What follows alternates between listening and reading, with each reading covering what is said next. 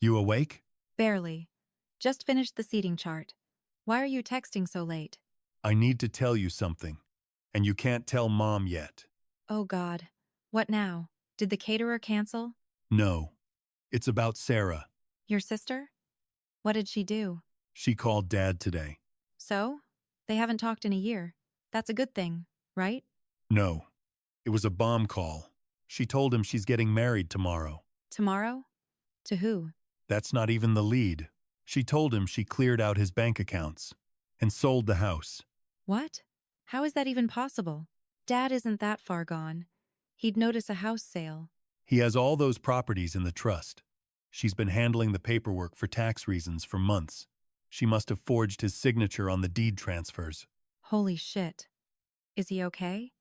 Is he at the police station? That's the thing. He's weirdly calm. He just stood there when she hung up. Then he started smiling. Smiling? Like he's had a stroke? No, like he knows something she doesn't. He called me and said, "She thinks I'm a doddering old fool." I mean, she's not wrong about him being quiet lately, but stealing his life savings? That's prison time. Exactly. He told me he's going to the wedding tomorrow. To walk her down the aisle? After she robbed him? No, to watch her get arrested. Stop. You're joking. He already called the local PD. He has proof she embezzled the funds. Wait. If he has proof, why didn't he stop the house sale? Because of the skeletons. What skeletons? He wouldn't tell me everything, but he mentioned the property she sold is under federal investigation. Apparently, there's something buried in the foundation of that old warehouse. Buried? Like bodies? He didn't say. He just said she signed her own death warrant the moment she put her name on those titles. I can't believe Sarah would do this. She was always the favorite. Greed changes people. She wanted the dream wedding and a life in the city. She thought Dad was an easy target because he's been so isolated since the accident. What happens tomorrow? We show up. We sit in the front row. And when the priest asks if anyone objects, The cops walk in? Dad said he wants to see her face when the handcuffs click. This is insane. I feel sick. He told me, real fatherly justice isn't about destroying your child. It's about obliterating the person who is destroying them. Is he talking about the guy she's marrying? Maybe. He thinks the guy coached her into doing this. He called him a fire that needed to be put out. I don't know if I can watch this. You have to. Dad needs us there. He said he lost a fortune and his peace of mind, but he's getting his daughter back. By sending her to jail?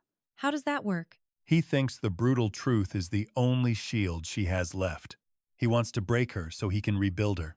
That's dark. It's Dad. He's always been about accountability. What time do we meet him? 10 a.m. Outside the chapel. Bring your camera. He wants evidence of the fallout. I'm shaking just thinking about it. Just remember what he said. God doesn't let pain go to waste. I hope he's right. See you tomorrow. Don't say a word to Mom. I won't. I'm just going to try and sleep. Good luck with that. The phone is going to ring early. The phone rang, and my daughter dropped the bomb without even saying hello. Dad, I'm getting married tomorrow. Oh, and I cleared out your bank accounts and sold your house. Bye, Dad. Click. I stood there, phone in hand, feeling the blood drain from my face until my knees nearly buckled. But then, a smile crept across my face. She mistook my silence for senility, assuming I was just some doddering old fool. She had no clue about the skeletons in that property's closet. Tomorrow, as she struts down the aisle, she isn't getting a ring. She's getting a pair of handcuffs, courtesy of the local police department. Hey everyone, welcome back to the channel. Before we dive into this insanity, smash that like button, hit subscribe, and let me know in the comments where you're tuning in from. Just a heads up, what you're about to hear is a dramatized retelling, based on true events, crafted for entertainment purposes.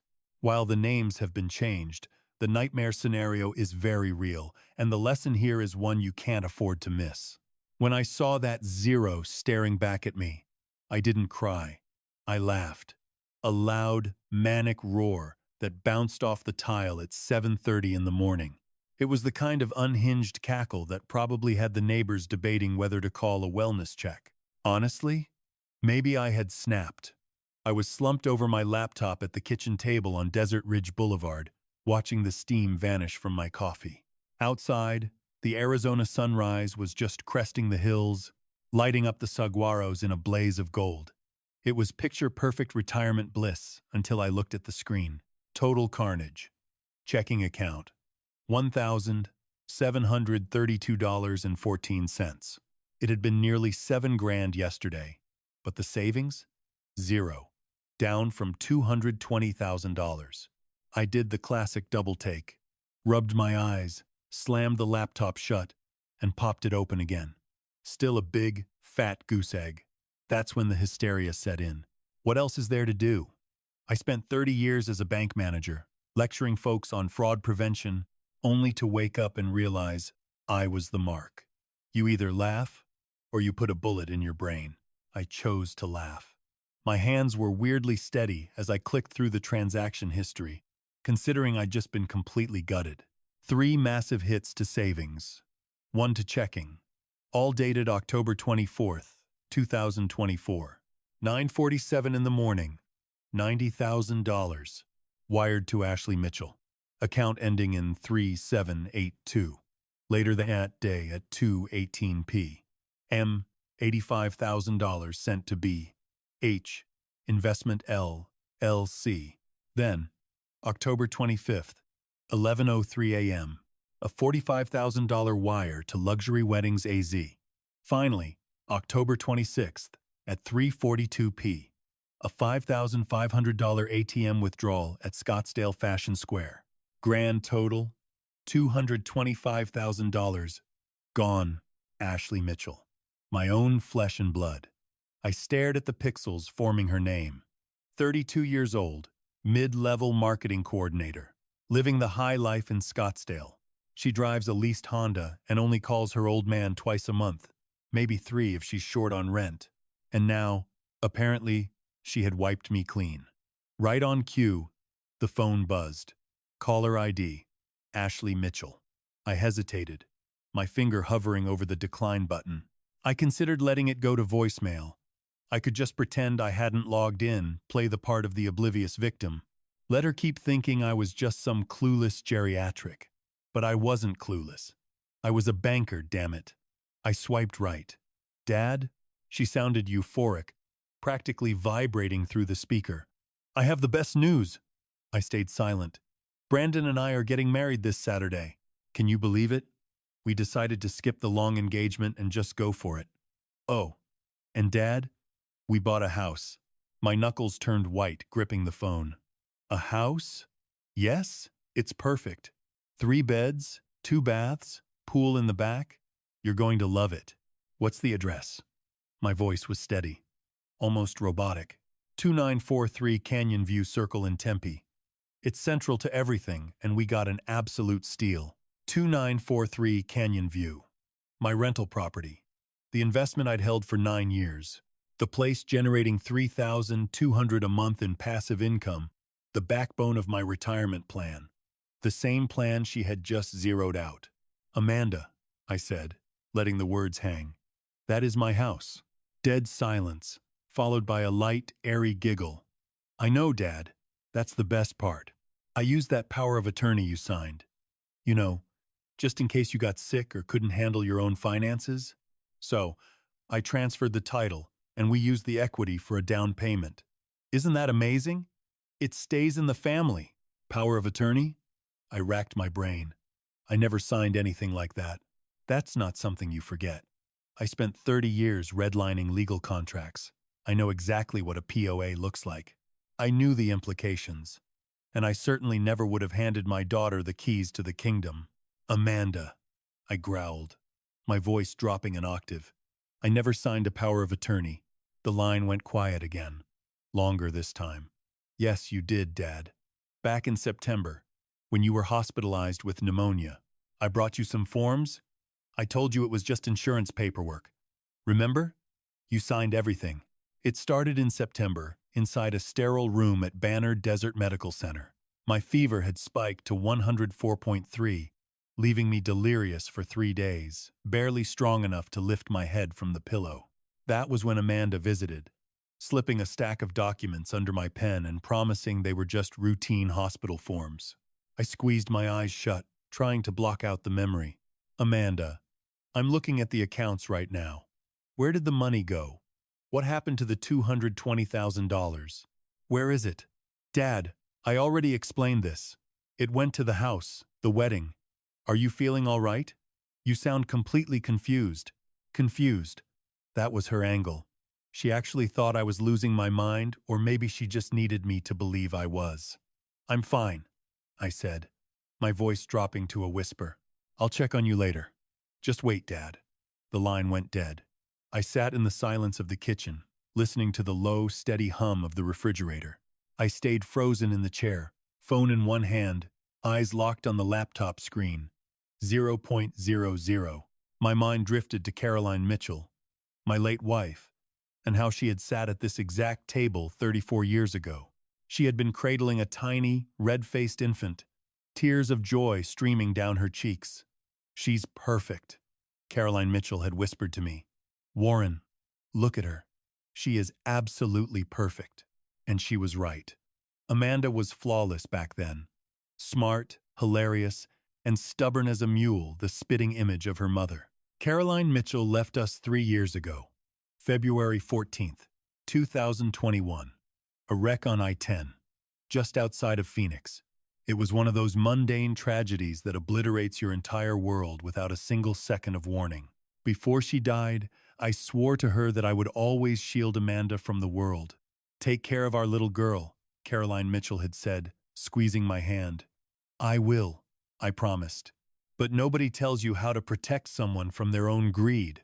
I glared at the banking portal again, at the empty balance and my daughter's name listed next to the withdrawal. Then, a laugh bubbled up in my chest. It wasn't because the situation was funny. It was because I had no other reaction left.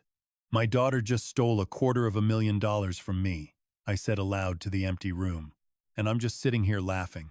My gaze shifted to the framed photo of Caroline Mitchell on the granite counter.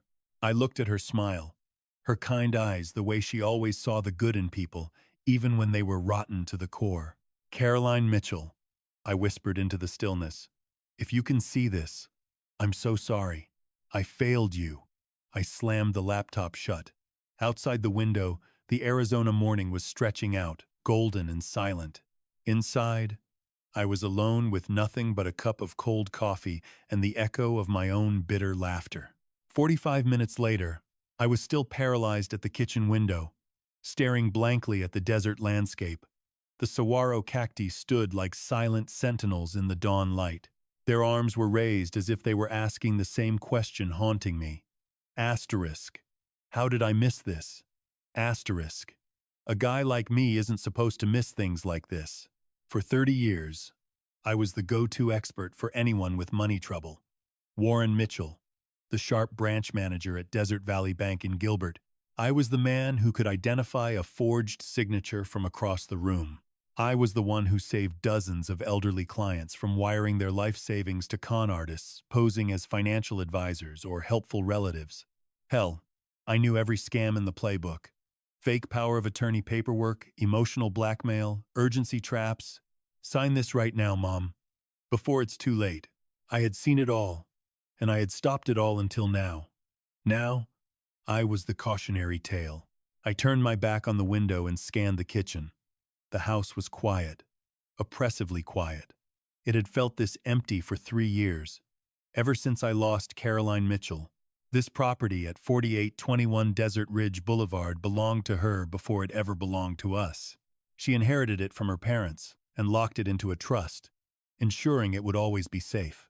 Our safety net, she used to call it. A sanctuary we could always return to, no matter how bad things got. Caroline Mitchell was the genius when it came to the legal side of things. I managed the numbers, she managed the rest. We were married in 1990, 34 years of history.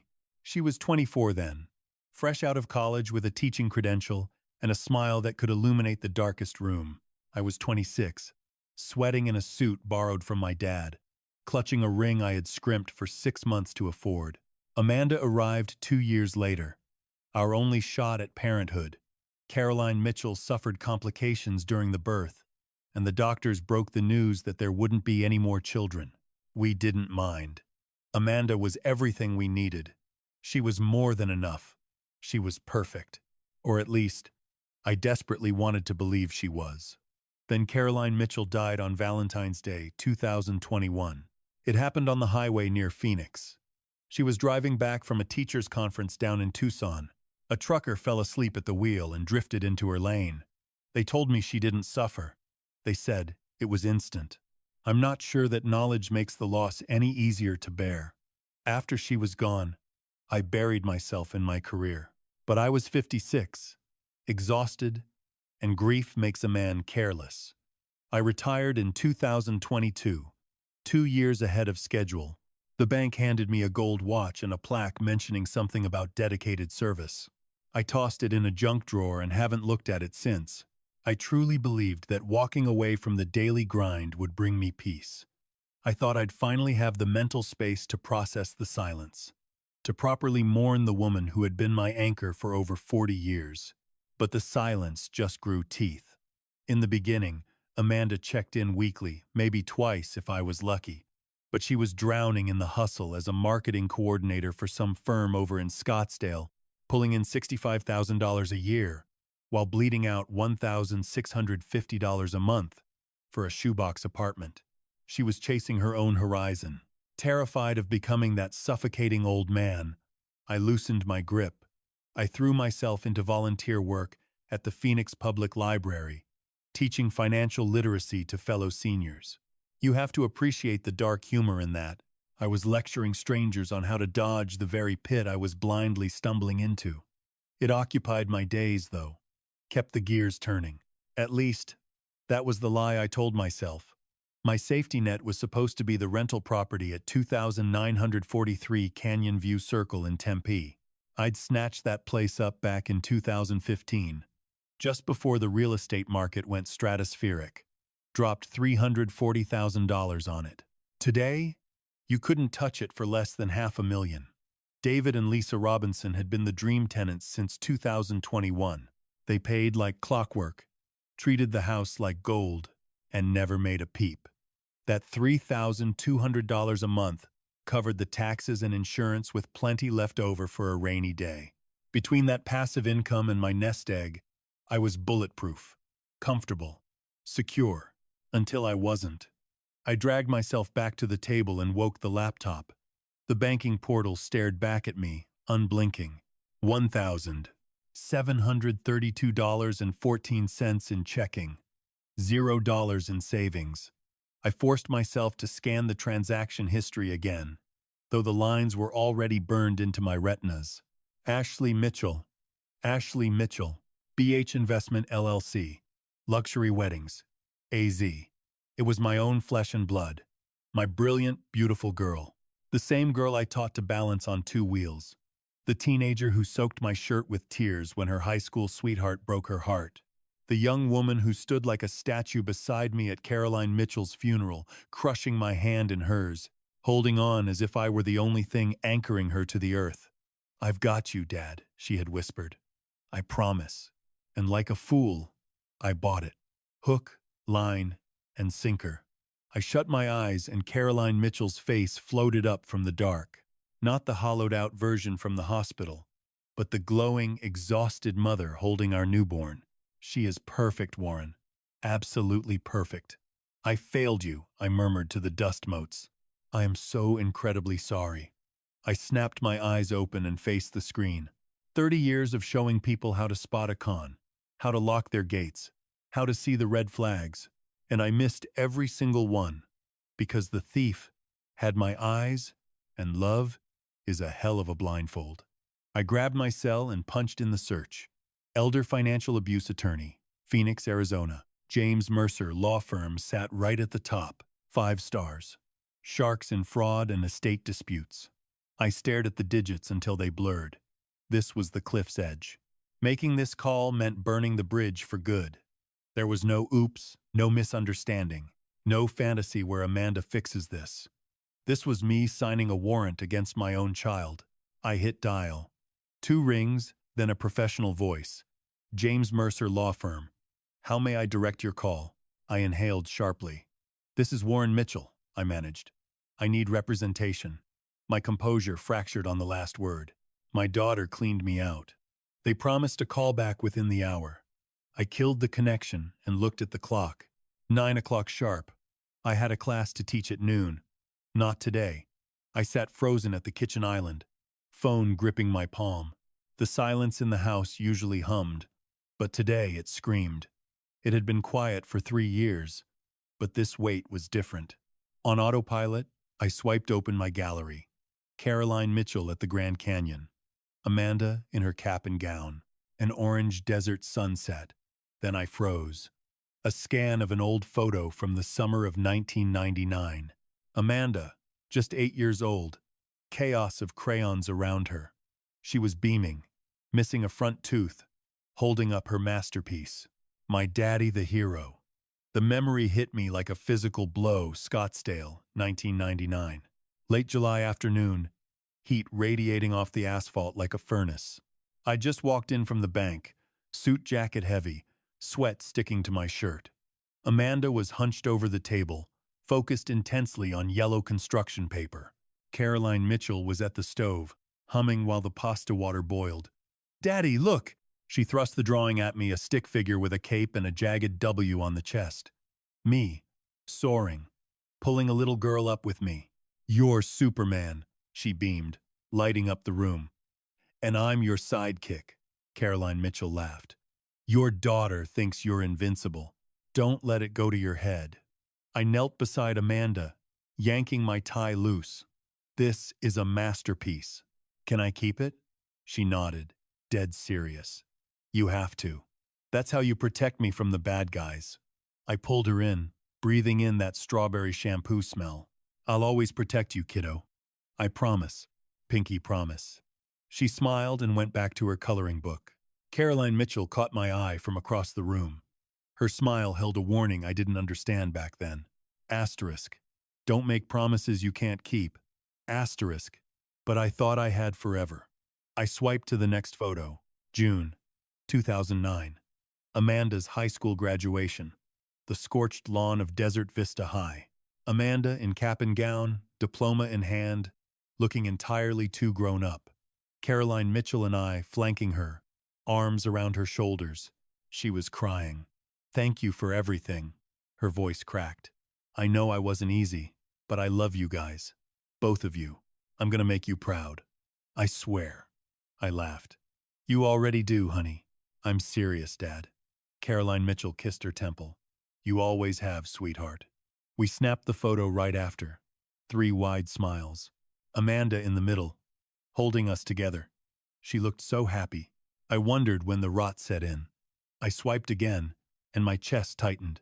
February 14th, 2021. Phoenix. This wasn't a photo. It was a flashback. Banner Desert Medical Center. ICU. The hum of fluorescent lights. Machines beeping. The sharp sting of disinfectant. Caroline Mitchell lay on the bed, eyes closed, peaceful, but gone. The doctors had already broken the news. The wreck on the I-10 had been catastrophic. She was gone, but the machines kept humming until I could say goodbye. Amanda stood beside me, gripping my arm like a lifeline, 29 years old, but looking like a terrified child again. "Dad, I'm so sorry. It's not your fault. I should have been here more. Called more." I turned to her. She was sobbing. "It's not on you, Mandy." She threw her arms around me, and we stood frozen in that cold room while the monitors kept their indifferent rhythm. "I'm gonna take care of you," she whispered. "Just like you took care of Mom and me. I've got your back, Dad. I swear." I held her tighter because I believed every word. I closed the photo app. 3 memories, 3 broken vows. Asterisk. Protect me. Asterisk. Asterisk. I'm gonna make you proud. Asterisk. Asterisk. I'll take care of you, Dad. Asterisk. I stared at my phone, vision swimming. What happened to the little girl who thought I was Superman? The one who wept at graduation and promised the world? The one who held me in the hospital and swore she'd look after me? When did she become someone who could strip me of everything I had? I'd kept that drawing for years, Hung it in my office at the bank. Customers would ask about it, and I'd say, "That's my girl. She thinks I'm a superhero." And I'd beam with pride. After Caroline Mitchell passed, I framed it on my dresser next to a shot from Amanda's graduation. Asterisk, "You're my hero." Asterisk. I wasn't anybody's hero anymore. Just a 58-year-old man robbed blind by the person he loved most. I sat there staring at the screen. Amanda at 8, holding up her art, grinning. My daddy, the hero. I closed my eyes. "I'm sorry, sweetheart," I whispered to the empty kitchen. "I am so sorry." I didn't know who I was apologizing to. Amanda? Caroline Mitchell? Myself? Maybe all three. The phone rang. I looked down. Asterisk, James Mercer Law Firm. Asterisk, Mr. Hughes. "This is James. Can you come to my office today at 2 o'clock? I checked the clock. 9:15. "I'll be there," I said. I sat at the kitchen table for a moment, phone heavy in my hand. 2 o'clock. James Mercer's office. I had almost 5 hours to kill. I checked my calendar. Sunday morning. I was scheduled to volunteer at the Phoenix Public Library. Financial literacy workshop. I'd been teaching it every other Sunday for 2 years now. Today's topic, asterisk, how to spot elder financial abuse. Asterisk, the irony would be hilarious if it didn't feel like a knife in the gut. I grabbed my keys and walked out.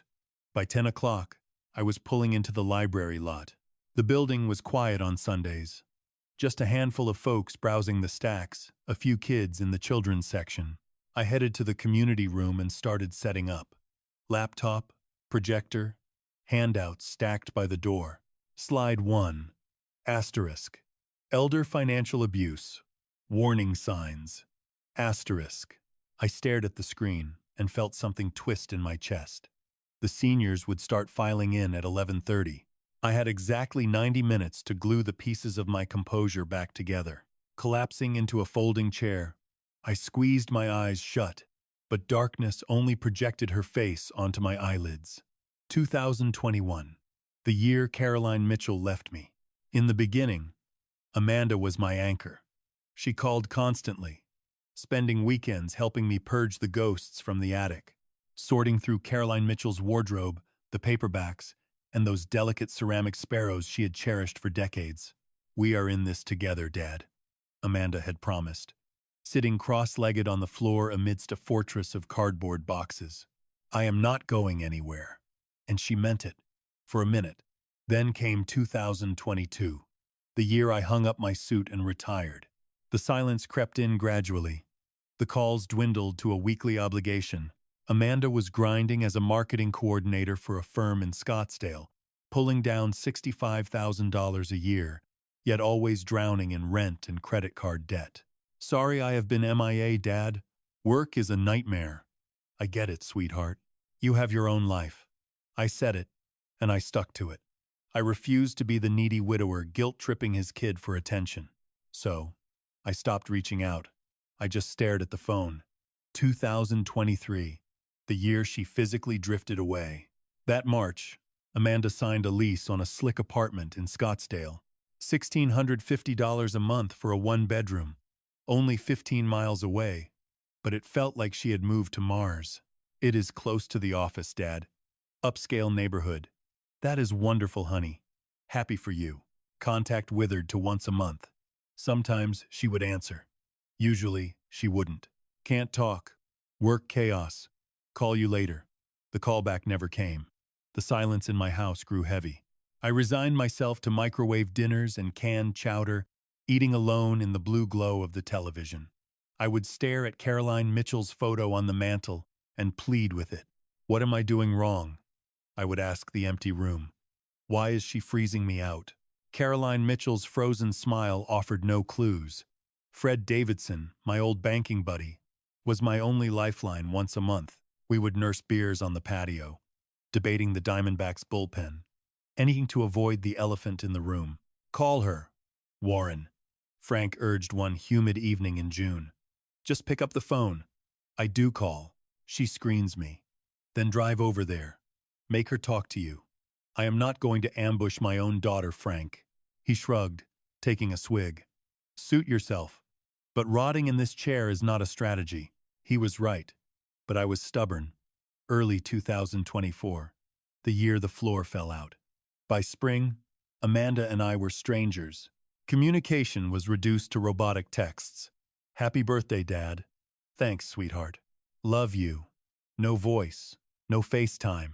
I rationalized it. She was 32. She was building a future. I could not expect her to babysit her lonely father, even if the isolation was suffocating me. Then, in July, the phone rang. A miracle. Hey, Dad. Quick thing. What is that rental property of yours worth? The one in Tempe. I was so pathetic, so desperate for her voice that I did not even tap the brakes. Around $578,000, give or take. Why do you ask?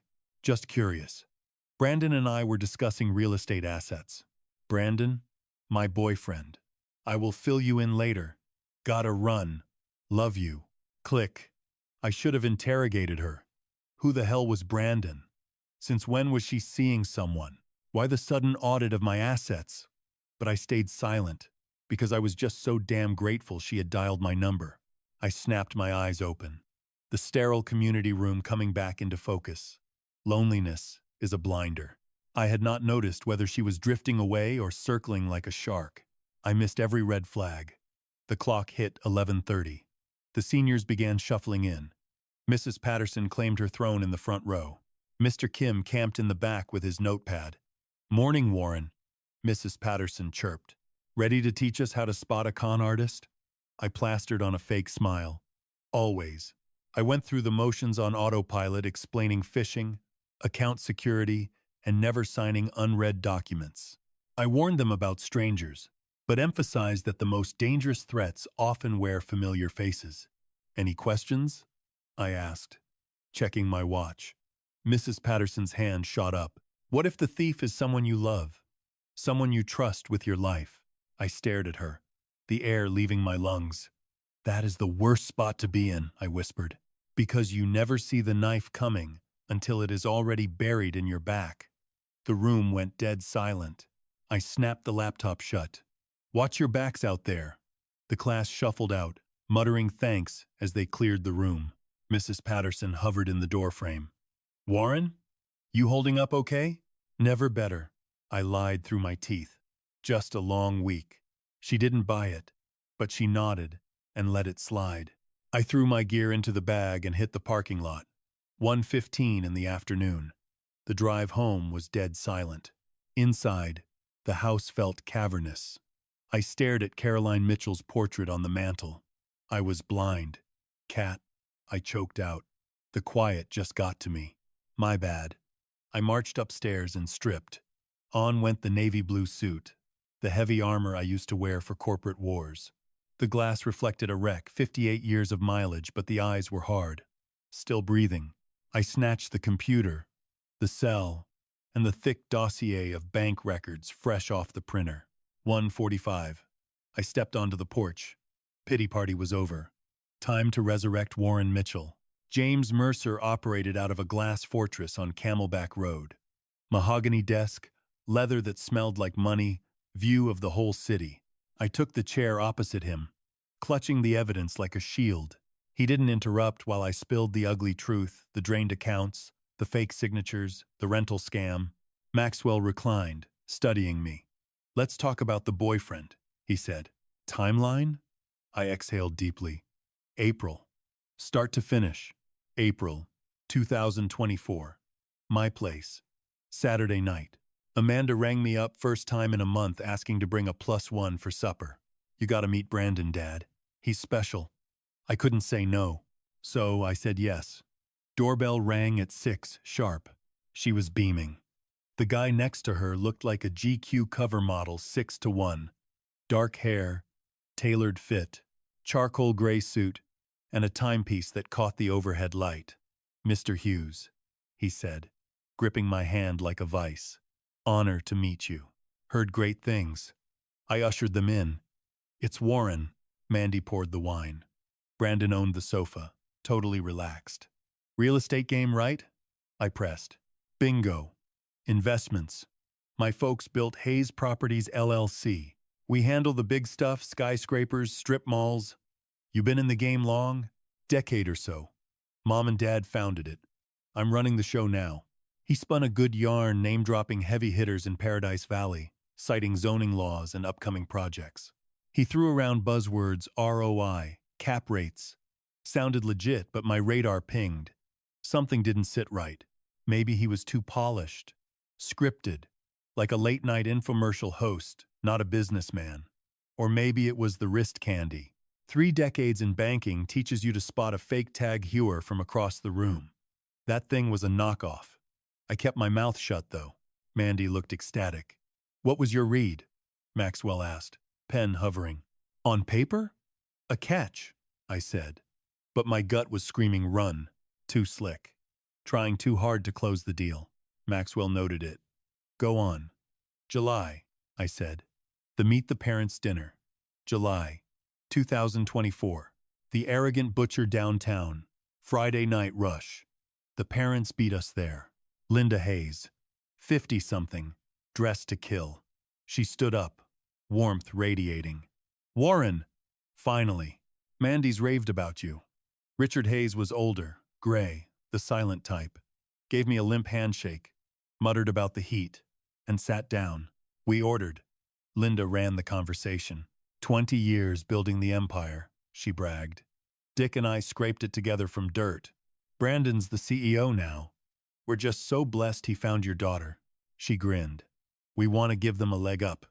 $250,000. Wedding present. I almost spit out my water. That's substantial. Linda winked. Family looks out for family.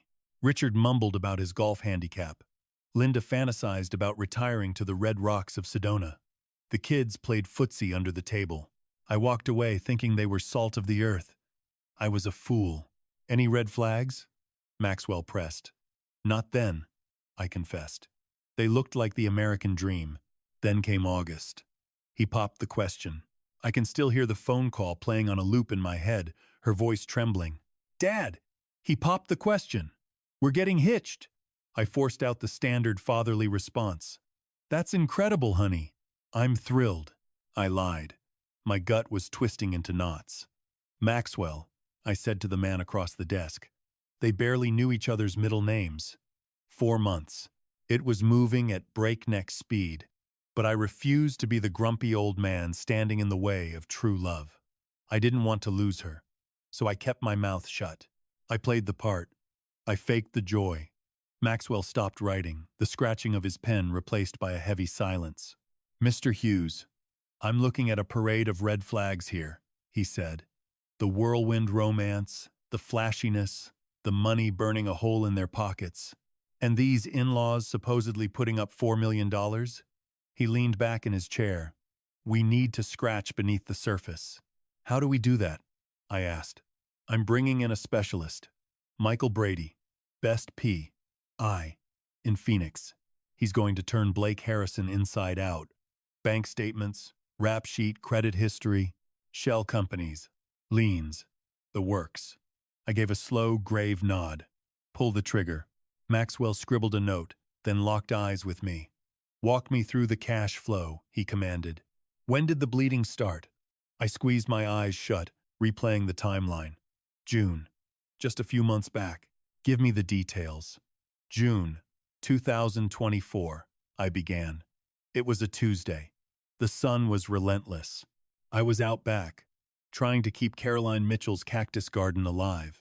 Then the phone rang. Dad, I've got this incredible shot at something huge. She sounded manic, almost hyperventilating with excitement. I'm going to open a luxury kids' boutique in Scottsdale. A shop? Yeah. High-end apparel, imported toys. Brandon helped me crunch the numbers. His folks are already on board, she added. That's when my stomach gave its first warning lurch. Amanda had never shown a shred of interest in retail before. That's a massive commitment, honey, I cautioned. I know, but the market analysis is solid. It's a gold mine, Dad. I just need capital to get off the ground. What kind of capital? The line went quiet for a second. $50,000. The garden hose nearly slipped from my grip. Amanda, that is a serious chunk of change. It's an investment, not a gift, she countered. I'll pay you back with interest. Brandon projects profit within 12 months. Brandon. Always Brandon. I don't know. Sweetheart, I need to sleep on it. Then came the shift in her tone. Soft, vulnerable, calculated. Mom always wanted me to chase my dreams, Dad. She believed in me. Why don't you? That was the dagger. The one argument I had no defense against. Caroline Mitchell would have haunted me if I crushed our girl's spirit. I believe in you, Amanda. You know that, I whispered. Then please, Dad, help me build this. I should have hung up. I should have grilled her. Instead, I caved. Okay, send over the proposal. Let me review it. Thank you. Oh my God, thank you, Dad. I love you. Love you too, I said, sealing my fate. July 8th, 2024. The email landed. 15 glossy pages of revenue projections, expense sheets, and demographics. On the surface, it looked like the real deal. But I spent 30 years in banking. I knew any kid with a laptop and a template could forge credibility. I should have run it past legal. I skipped the due diligence. Not because I was lazy, but because I was desperate to trust her. 7 days later, she showed up at my door with a stack of paperwork, investor contracts, and LLC forms. All stamped with Little Stars Boutique LLC. Just need your autograph here, here, and here, she said, tapping the paper. I put on my reading glasses and actually started scanning the fine print. Dad. Her tone sharpened like a knife. Do you trust me or not? I peered over the frames. She stood by the window, arms folded, jaw clenched tight. Of course I do. Then sign it. Brandon's family is already in. Don't be the one holding me back. If you don't have faith in me, just admit it. I signed. I wired $50,000 that afternoon. Maxwell interrupted my memory. Did you ever actually see the store? No, I confessed. Not until last month, October 2024. I'd been pestering her for a tour. I wanted dates. I wanted a walkthrough. She kept dodging me. Contractors are behind, Dad. It's a mess. I'll invite you when it's perfect. I got tired of waiting. I dug up the address she'd mentioned once over coffee. 8663 East Scottsdale Road. I drove out there on a Sunday. It was a patch of dirt, weeds, a rusted chain-link fence. No building, no foundation, nothing. I sat idling in my sedan for 20 minutes, just staring at the dust. $50,000. Gone. She lied to my face, I told Maxwell, my voice breaking. The whole thing was a ghost story, so the boutique never existed. Maxwell gave a slow, grave nod. Now, talk to me about the power of attorney. When did she manage to pull that off? My jaw locked tight. September. I was out of commission. From September 14th to the 18th, 2024. It started like a cold cough. Fever, then the chills hit me like a freight train. By the time I finally dialed 911, I was burning up at 104.3 degrees. Pneumonia. They rushed me to Banner Desert Medical Center, pumped me full of antibiotics, and held me hostage for 3 days. That's when Amanda showed up. On the second day, September 16th, I was barely tethered to reality. The fever had broken, but my brain was still in a complete fog. Dad, I brought some paperwork for you. She pulled a manila folder from her purse. Just standard hospital admin insurance forms. Consent for treatment, just in case they need to operate. I squinted at the pages, but the words were swimming in front of me. What am I signing? Just medical red tape. Sign here, here, and here. I scribbled my name 4 times. I didn't read a single word. Great, Amanda said, sliding the papers back into her bag. I've got it handled, Dad. Just rest. And then she walked out. I didn't give it another thought. Not until last week when I checked my accounts and saw the money bleeding out. It wasn't medical forms, I told Maxwell, my voice hollow. She slipped a general durable power of attorney under my nose. Financial, real estate, banking access, the works. Notarized by a woman named Margaret Phillips. That's the name on the stamp. Anyway, I ran a background check. Philip's commission expired on August 30th. Her daughter confirmed she was in Sacramento visiting grandkids on September 16th. She never set foot in that hospital room. Maxwell's pen flew across his legal pad. So the notary seal was forged. Check. And you were signing blindly? Yes. No. I was half dead. I trusted her. Silence hung heavy in the room for a moment. Maxwell capped his pen and looked me in the eye. Mr. Hughes, let's be clear. Your daughter ran two cons on you. The fake business startup and the fraudulent power of attorney. That is $50,000 in direct theft, plus another $225,000 looted using the POA. And she was moments away from offloading your rental property for $578,000. My stomach turned. I'm such a fool, I whispered. Stop. Maxwell cut in, sharp and commanding. You were a father who loved his kid. That's not stupidity. I stayed quiet. I wasn't convinced. We're putting an immediate freeze on the rental house sale, Maxwell continued. And we are filing charges. Fraud, forgery, criminal charges against both Amanda and Brandon. They're going down together. Yes. This was definitely coordinated. He's in on it. Believe me. I gave a stiff nod. So, what's the play? I'll hit the title company, Secure Title LLC. I'm also flagging this with the Gilbert PD's fraud division. Michael Brady will have a preliminary dossier on my desk in 48 hours. Okay. Maxwell stood up and offered a hand. Get out of here, Mr. Hughes. Go home. Get some sleep. I'll ring you the second I have news. I walked out of Maxwell's office at 3:30. The Phoenix heat slapped me across the face the second I stepped outside. I climbed into my car, cranked the engine, and just sat there, gripping the steering wheel until my knuckles turned white. September. That was the month my life imploded. I eased out of the lot and headed south toward home. My mind kept rewinding to the warning signs I'd missed. September 8th, 2024. A Sunday evening. About 6 weeks back, Amanda called out of the blue. Dad, grab dinner with Brandon and me. Just the three of us. I didn't hesitate. We met up at True Food Kitchen over at Scottsdale Quarter. They beat me there. Sitting at a corner booth, holding hands. Amanda was glowing. Brandon looked like he owned the place, relaxed, confident. We ordered appetizers, made small talk. Then Brandon dropped the wedding plans. We're keeping it intimate, he said. Just immediate family, maybe 50 guests. October 28th, that's fast, I said. Amanda beamed. When you know, you know. Brandon leaned back, playing it cool like it was nothing. Amanda mentioned you have a rental over in Tempe. Yeah, 2943 Canyon View Circle. What's the market value on that? Somewhere around 578 grand? He nodded. Thoughtful. Solid investment. We've been looking into real estate portfolios ourselves. I didn't spot the hustle. I should have. Then came September 14th, 2024, the day the physical collapse began. First the hacking cough, then the fever. By Sunday, gravity had me pinned to the mattress. My temperature rocketed to 104 degrees. I finally dialed 911. They transported me to Banner Desert, severe pneumonia. They hooked me up to 4 separate antibiotic drips.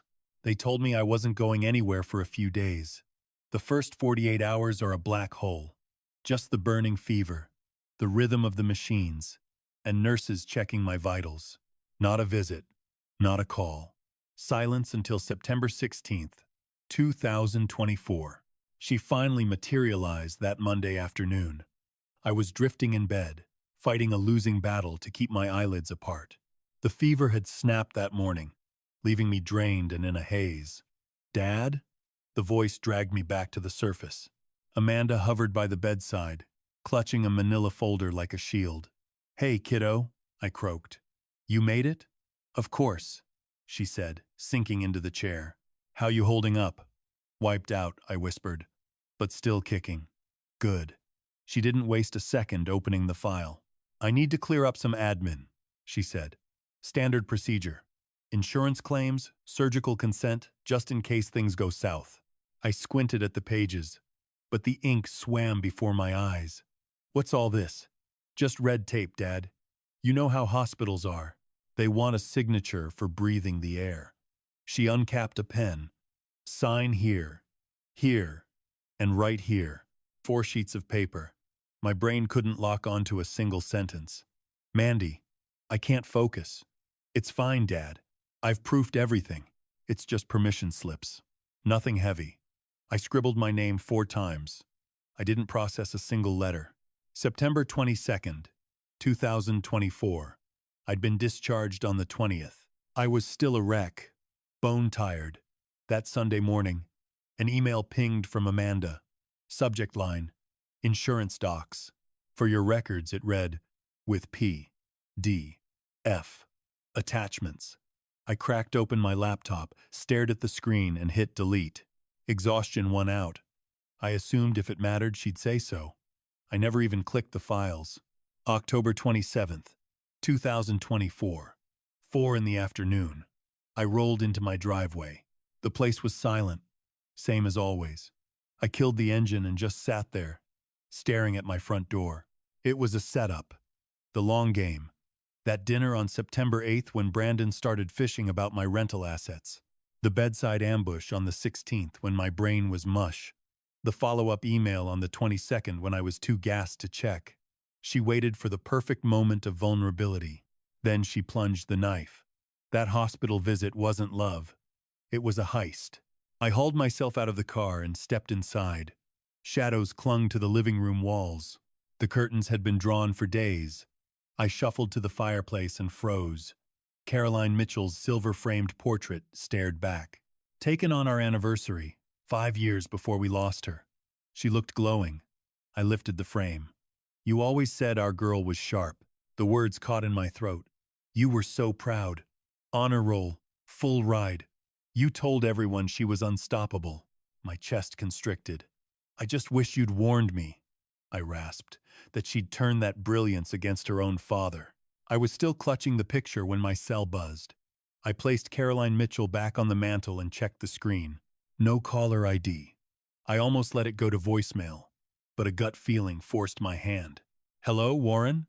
The voice rang a bell, but I couldn't pin it down. Speaking. It's Rebecca. Rebecca Turner from Desert Valley Bank. My old stomping grounds. I'd put in 25 years at that branch. Rebecca, hey. I fought to keep the tremors out of my tone. What's happening? I'm reaching out because some flags popped up on your accounts. Massive withdrawals. I needed to verify it's you. My heart hammered against my ribs. What kind of withdrawals? Let me pull the ledger. I heard the click-clack of a keyboard. All right, here it is. I sank into the sofa, the phone glued to my head. October 24th, 9:47 a.m. $90,000 moved from savings to an account for Ashley Mitchell, ending in 3782. I squeezed my eyes shut. October 24th, 2:18 p.m. $85,000 wired to something called B. H. Investment L. L. C. B. H. Blake Harrison. October 25th, 11:03 a.m. 45 grand wired to Luxury Weddings of Arizona. The wedding. My retirement was funding their big day. And October 26th, 3:42 p.m. 500 cash pulled from an A.T.M. at Scottsdale Fashion Square. Cardholder is Ashley Mitchell, authorized user. Rebecca hesitated. Warren, we're looking at $225,100 gone in 3 days. Did you greenlight this? No. The word fell out of me, empty and cold. I didn't. Are you certain? The system shows these were executed with your login and a power of attorney on file. The power of attorney is a lie. Silence on the line. Rebecca, my daughter tricked me. She buried the authorization in a stack of papers while I was hospitalized last month. I had pneumonia. I was out of my mind. I had no idea what I was signing. Another long pause. Then, her tone shifted gears. Warren, listen to me closely. I'm locking everything down immediately. Checking. Savings. They're frozen effective now. 0 movement allowed. I'm putting a hard stop on all transactions, and I'm officially flagging this activity as elder financial exploitation. I'm escalating this directly to the fraud department for a full investigation. Elder financial exploitation. The phrase hit me like a physical blow. 30 years in banking, preaching security to clients. And here I was, the victim. I couldn't breathe. My throat tightened like a vice. I forced out the next question. The rental property. Did she touch the deed? Keys clacked on the other end. I see a pending transaction. Yes. 2943 Canyon View Circle in Tempe. The buyers are listed as Raj and Patricia Patterson. They're in for $578,000. Closing is set for November 5th. That's 2 weeks out. Kill it, I croaked. I'm on it. Who's the title agency? Secure Title LLC. Charles Bennett is the principal. I know, Charlie. I'm calling him directly to lock up that escrow. Thank you, Rebecca. I could barely get the words out. My voice cracked. I should have seen the signs. Her tone shifted from professional to gentle. Warren, stop. You aren't the first person to go through this, and you won't be the last. It's always the family members that slip past the radar because our guard is down. We trust them. I was a banker for 3 decades, Rebecca. I'm not an amateur. No, you were a dad who loved his little girl. Silence hung between us. That's not the same thing. Warren, listen to me. Reporting this took guts. You did the right thing. Most victims swallow the loss. They're too embarrassed or terrified of blowing up the family dynamic to speak up. But you're fighting back. That matters. I nodded at the empty room, even though she couldn't see me. Sit tight. I'll ring you back the second I get off the line with Charles, Rebecca promised. Meanwhile, scrub your passwords. Lock her out completely. I'm so sorry this is happening, Warren. I really am. Thanks, Rebecca. The line went dead, leaving me alone in the quiet house. I stared at the black screen of my phone. $225,100. Vaporized in 72 hours. October 24th. October 25th. October 26th. 3 days to wipe out a lifetime. Savings. Rental income. Checking. She cleaned me out over a single weekend. Right before the wedding, I walked to the window, watching the Arizona sun dip below the horizon, stretching long, dark shadows across the desert floor. Tomorrow was October 28th, the big day. She was going to glide down the aisle in a gown financed by my retirement. She'd recite vows in a venue secured with my stolen cash. Champagne, orchids, the 5-tier cake all on my dime. That money was my life's work. The nest egg I scraped together for 30 years. It was her inheritance anyway. I planned to leave it all to her when I passed. But she couldn't wait for nature to take its course. She wanted the payout now. She struck while I was recovering, weak and medicated in that hospital bed. I remembered her holding the clipboard, telling me they were standard insurance disclosures. I could still see that reassuring smile. It's fine, Dad. I already checked them. Just sign here. And I did, because I loved her, because fathers trust their daughters. That's just what we do. I caught my reflection in the glass. 58. Graying temples, hollow eyes. The expert who spent a career safeguarding others' fortunes but failed to lock the back door on his own. But I wasn't finished. Tomorrow, Amanda was scheduled to walk down that aisle. Tomorrow, she planned to marry Blake Harrison on a stolen budget. Not if I had anything to say about it. I was about to crash the party. I turned from the window and dialed James Mercer's private line. He'd given me his cell for emergencies. He picked up immediately. Mr. Hughes, the trap is snapped, I told him. Bank accounts are frozen. They've flagged it as elder abuse and are halting the property sale. Excellent. That's exactly the leverage we needed. What's the next move? Tomorrow morning, you file a report with the Gilbert PD. Ask for Detective Daniel Carter. He specializes in white-collar fraud. He'll want your statement. Consider it done, Mr. Hughes. Maxwell's voice was a steady anchor. You're doing what needs to be done. It didn't feel like it, but I agreed anyway. Talk tomorrow. Click.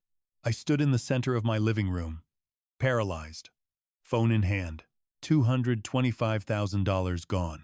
Tomorrow was supposed to be a celebration. Now it was a reckoning. At 5 o'clock, I called Frank. "I need you," was all I said. He pulled into my driveway 20 minutes later. Fred Davidson had been my ride or die for 30 years. We were trench buddies from Desert Valley Bank, him in commercial lending, me in branch management. We'd punched out for the last time around the same year. He spoke the language of numbers, and he knew the smell of a hustle. Right now, I needed a soldier who knew both. Frank walked into the kitchen and found me camped out at the table, my laptop glowing and the notepad in front of me looking like a war zone of scribbles. "Warren." He slid a chair out and sat down. "What's the damage?" I didn't hold back. I told him everything. The phantom investment, the forged power of attorney, the hospital stint she exploited, the drained accounts, the secret rental, and the wedding set for tomorrow. He didn't interrupt, just sat there absorbing it, his expression darkening with every detail. When I finished, he leaned back and just shook his head. "Jesus, Warren, your own kid? Amanda did this?" "Yeah. And I'd bet my life that fiancé of hers, Brandon, is the puppet master. I just need the smoking gun." Frank stared at the notepad for a beat. "So, what's the play?" I locked eyes with him. "I'm going to shut her down." "Warren, she's a criminal now, Frank. She thinks I'm senile. She thinks I'm weak. She thinks she can rob me blind and I'll just sit here and take it because she's my flesh and blood." My voice turned to gravel. "But that doesn't excuse the betrayal." Frank gave a slow nod. "All right. What's the strategy?" I spun the notepad around so he could read it. "Rebecca at the bank already put a freeze on the liquid assets. That's handled. But that's just the appetizer." Frank scanned the list. "Action plan, bank accounts frozen. Rebecca Turner. Title company, freeze house sale, $578,000. File escrow attorney fraud complaint. James Mercer. Police report. Elder financial abuse. Gilbert P. D. Private investigator. Background check on Blake Harrison." "You've been busy," Frank muttered. "I'm just getting started." He looked up. "What do you need from me?" "Stick around. I might need backup or a witness." "Consider it done." I grabbed my phone. First target, Charles Bennett, 6 p.m. Secure title LLC. I punched in the direct line Rebecca had given me. A man picked up on the third ring. "Secure title? This is Charles. Mr. Bennett. My name is Warren Mitchell. Rebecca Turner over at Desert Valley Bank gave me your personal number. I need to kill a real estate transaction immediately. Address? 2943 Canyon View Circle, Tempe." I heard keys clacking. "Okay, I have it. Sale pending to Raj and Priya Patel. Closing date November 5th. $578,000. What's the problem?" "My daughter is attempting to sell that property without my consent. She's operating under a forged power of attorney." Dead silence on the line. "Mr. Bennett, I have bank statements proving the fraud. I have a lawyer filing a complaint right now, and I'm on my way to file a police report. The POA is bogus." The notary's commission had expired, and he wasn't even in the state of Arizona on the date he supposedly stamped it. "Can you back that up?" "I can email you the evidence this second." More typing. "All right, Mr. Hughes. I'm locking the escrow account. That 578 grand isn't going anywhere until this is sorted. I'm flagging the file as disputed. Appreciate it. I'm sorry you're going through this, sir." "Yeah, me too." I ended the call and glanced at Frank. "One down." He nodded firmly. "What's next?" "The cops." 7 p.m. Gilbert Police Department. The station was a ghost town for a Sunday evening. I approached the desk sergeant and told her I needed to file a report for elder financial abuse. She escorted me to a small interview room. 10 minutes later, a detective walked in. Detective Daniel Carter, mid-40s, hawk-eyed, radiated calm. "Mr. Hughes, I'm Detective Carter, Fraud Division. Tell me what's going on." I walked him through the whole nightmare. The timeline, the unauthorized transfers, the fake POA, the secret rental house. He took notes, sharp and silent. When I wrapped up, he capped his pen. Mr. Hughes, this is textbook elder financial abuse. You've got a solid case. Did you bring documentation? I slid the folder over bank statements, emails, copies of the forged docs. He combed through them. This is good, extremely thorough. He met my gaze. I'm opening an official investigation. We'll need to bring your daughter and her fiancé in for questioning. But I have to be honest, this isn't a quick fix. Financial crimes grind slow. How long are we talking? Weeks, maybe months. The wedding is tomorrow. He gave a sympathetic nod. I get it. But I can't stop a wedding ceremony, Mr. Hughes. My jurisdiction is the money. What if they run? Then we issue a warrant. But for now, all we can do is build the case. My jaw tightened. Fine. I'll be in touch, Carter said. In the meantime, radio silence. Do not contact your daughter. Do not threaten her. Do nothing that compromises this investigation. Understood. I shook his hand and walked out into the night. 8:30 p.m. Time to call Michael Brady, private investigator. Back behind the wheel, I punched in the digits James Mercer had scribbled down. The voice that picked up was gravelly and strictly business. Brooks Investigations. Brooks. This is Warren Mitchell. Maxwell sent me. I need you to dig up the dirt on a target. Name? Blake Harrison. 34 years old. Plays the big shot real estate mogul out in Scottsdale. Scope of the inquiry? Total autonomy. I want the skeletons. Rap sheet, bank statements, shell core, ex-lovers. If the guy breathed it, I want to know about it. That's a tall order. Timeline? 48 hours for the prelims. Maybe quicker, if you're lucky. Green light. My rate is $150 an hour plus overhead. Done. Shoot over the paperwork. I'll execute it tonight. Check your inbox in 10. I killed the call. Frank was already pacing my living room when I walked in. Well, did the title company lock it down? Cops opened a file. Private Eye is officially hunting. Frank stood up, looking relieved. You stepped up, Warren. I haven't fixed a damn thing yet. You pushed back. That's more than most folks would do. He grabbed his coat. You gonna be all right solo tonight? I'll manage. Holler if you need anything. Appreciate it, Frank. Then he was gone. Silence reclaimed the house. I drifted to the fireplace, fingers brushing the frame of Caroline Mitchell's portrait. I failed you, I murmured to the glass. But I won't fail me. And maybe, just maybe, I can still save Amanda from her own stupidity. I replaced the frame and checked the time. 9 sharp. The wedding was less than 24 hours away. Amanda thought she held all the cards. Thought she'd pulled off the perfect heist. She didn't see the train coming. I killed the lights and headed up. But sleep was a stranger that night. By 9 o'clock the next morning, I was parked in James Mercer's office. The big day. October 28th, 2024. Maxwell was nursing a coffee, eyes glued to a stack of files. He glanced up as I breached the doorway. Hughes. Hanging in there? I'm fine. A lie. He pointed to the empty seat. I took it. PD started the inquiry, I said. Detective Carter, Fraud Division. Perfect. That gives us leverage. And the title company froze the escrow account. $578,000. Bennett verified the hold last night. Maxwell nodded, shifting gears. The case is tight, but there's one tactical move left. Name it. Call the bride. I froze. Warn her, he insisted. Give her an off-ramp. If she walks away and cooperates with the investigation, it shows good faith. Could slash the charges against her. She's deaf to reason. Likely. But if you extend the olive branch and she snaps it, that strengthens our position. Proves mens rea, she knew it was a scam, and doubled down. I stared at the Phoenix skyline. If I stayed silent, she walked into a cell blind. I squeezed my eyes shut. Blood is blood.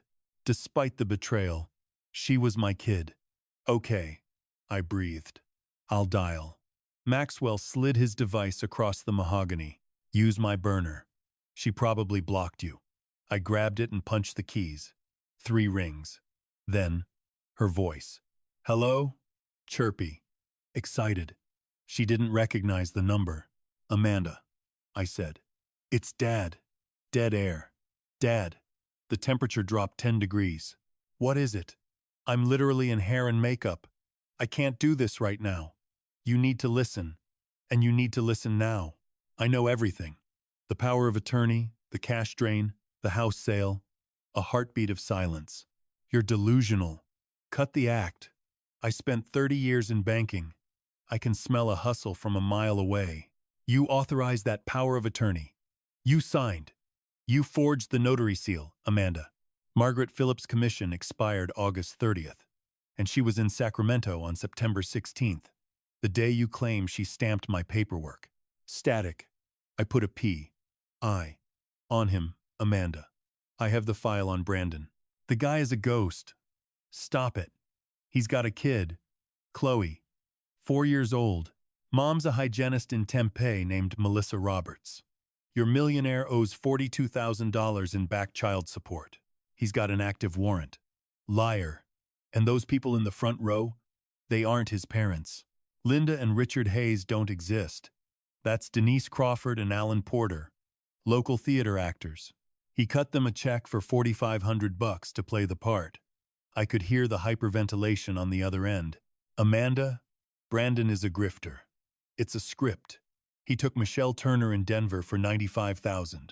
Jennifer Adams in San Diego, $67,000. He finds successful women, bleeds them dry, and vanishes. You're sick! Her voice cracked, hysteria setting in. You just hate that I'm happy. You're just jealous. You can't stand seeing me happy because you've been miserable and alone for 3 years. Amanda, please, just hear me out. No! You listen to me for once. You still blame me for Mom. You think it's my fault she died, don't you? Admit it. I have never blamed you. Yes, you have. She was hysterical now, sobbing into the receiver. You cut me off. You stopped visiting. You made me feel like I was never enough, like I could never fill her shoes. Well, I'm done trying, Dad. Do not call me. Don't you dare show up at my wedding. You are dead to me. The line clicked and went silent. I froze, the phone still glued to my ear, staring blindly across the room. Maxwell sat opposite me, his face a mask of professional neutrality. My hand trembled as I lowered the device to the desk. She hung up. I whispered, the words tasting like ash. Fred Davidson shifted in the corner chair, the leather creaking as he stood and crossed the room. He clamped a heavy hand on my shoulder. Warren. She chose him. Frank, I said, barely recognizing my own voice. She picked a grifter over her own father.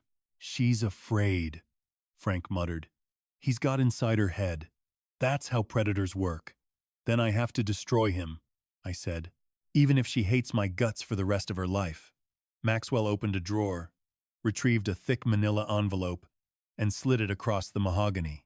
The private investigator's report just landed, ahead of schedule. I stared at the name on the tab. Asterisk. Blake Harrison, asterisk. Prepared by Michael Brady. Private Investigations. Dated October 28, 2024. I flipped the cover. Executive summary. Subject. Brandon Michael Hayes. Date of birth. March 15, 1990. Age. 34. Current address. Optima Kierland Apartments, Scottsdale. Lease. $2,400 a month. Employment status. Unemployed. Claims to be a real estate investor. Actual status. Criminal record. 2021. Denver, Colorado. Fraud. Victim. Michelle Turner. Loss.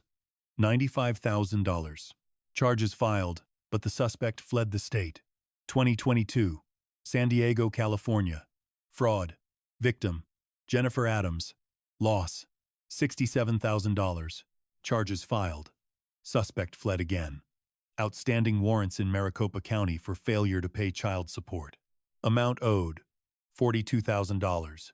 Issued June 2023. Aliases. None. Assets. None identified. Liabilities. Credit card debt. Totaling $78,000 across 5 maxed-out accounts. Vehicle. BMW. 5 Series lease. $850 a month. 2 months delinquent. Child support arrears accruing at $1,200 monthly. I turned the page. Family history. Linda and Richard Hayes are not his biological parents. True identities. Denise Crawford, 57, actress and server from Tempe. Alan Porter, 61, retired car salesman from Mesa, hired through an online casting call in July 2024. Denise was paid $2,000. Alan received $2,500 to attend 2 dinners and role-play as the father. The PI interviewed both. They provided contracts, texts, and receipts. I looked up at Maxwell, blood boiling. This isn't his first rodeo. No. And Amanda is completely in the dark. For now. I slapped the folder shut. What's the play?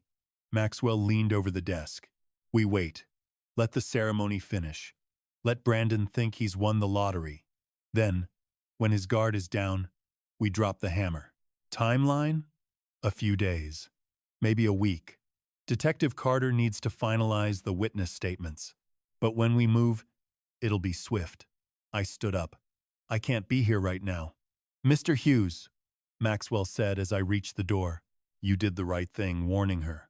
She's blind to it today, but eventually she'll see. I didn't answer. I wasn't sure I believed him. I stepped out into the blinding glare of the Phoenix morning. Somewhere in this city, my daughter was walking down the aisle, marrying a thief who saw her as nothing more than a payday, and I was powerless to stop it. Not today. I drove home. There was nowhere else to go since I was banned from the venue. I sat at my kitchen island, opened the dossier, and forced myself to read the nightmare again. 37 pages of deception. Brandon Michael Hayes. Comprehensive background check by Michael Brady. October 28, 2024. Page 1. I skipped the summary. Blake Harrison, 34, unemployed, criminal, fugitive. The devil was in the details. Page 3. Criminal history. Denver, 2021. Victim, Michelle Turner, 29. Marketing manager. Amount stolen, $95,000. Method. Brandon claimed his family owned a restaurant chain and needed capital for expansion. Michelle took out a personal loan to back him. 2 weeks later, Brandon ghosted, changed his number, scrubbed his social media, and vanished across state lines. The file opened with a police report from San Diego, 2022. No handcuffs, no justice. Brandon just ghosted to California. Victim was a 32-year-old nurse named Jennifer Adams. He took her for $67,000. The pitch was classic. His mother needed emergency surgery. No insurance. Jennifer drained her life savings to help him. Brandon vanished the next morning. The report was filed, then buried. Local PD called it a civil matter. No arrest.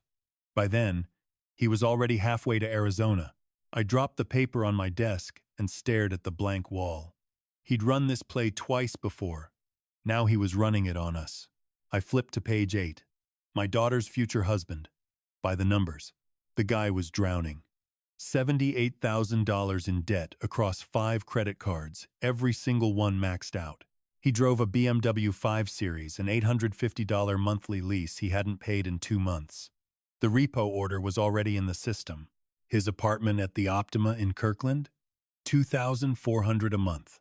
1 month overdue, plus 12 grand in the hole to online casinos.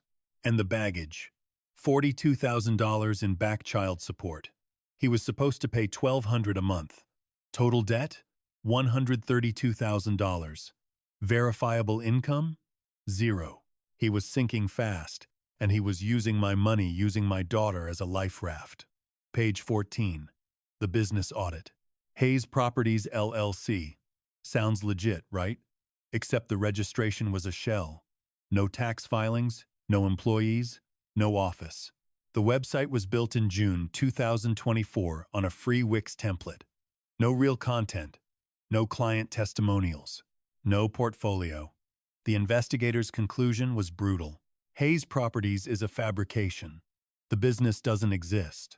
My mind flashed back to that dinner in July. Linda and Richard Hayes sitting there, talking about the family legacy, beaming with pride over Brandon.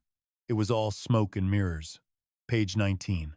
The parents, Linda Hayes was actually Denise Crawford, age 57, actress/waitress, hired out of Tempe in July 2024.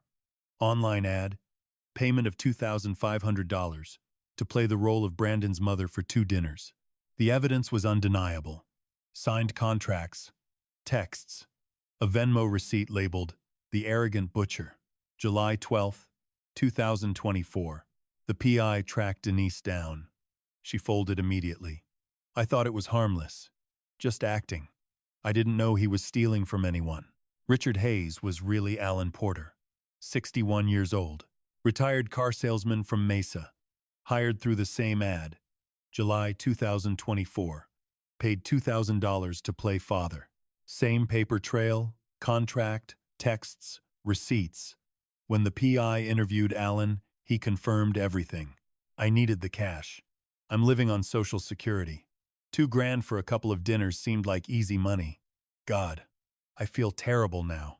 I closed my eyes. I sat across the table from these people. I believed them.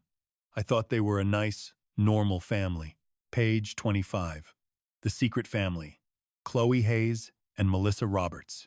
Melissa is 30, a dental hygienist in Tempe. She dated Brandon from 2018 to 2019. Chloe is 4 years old, born June 15, 2020. Father, Blake Harrison. DNA test confirmed it.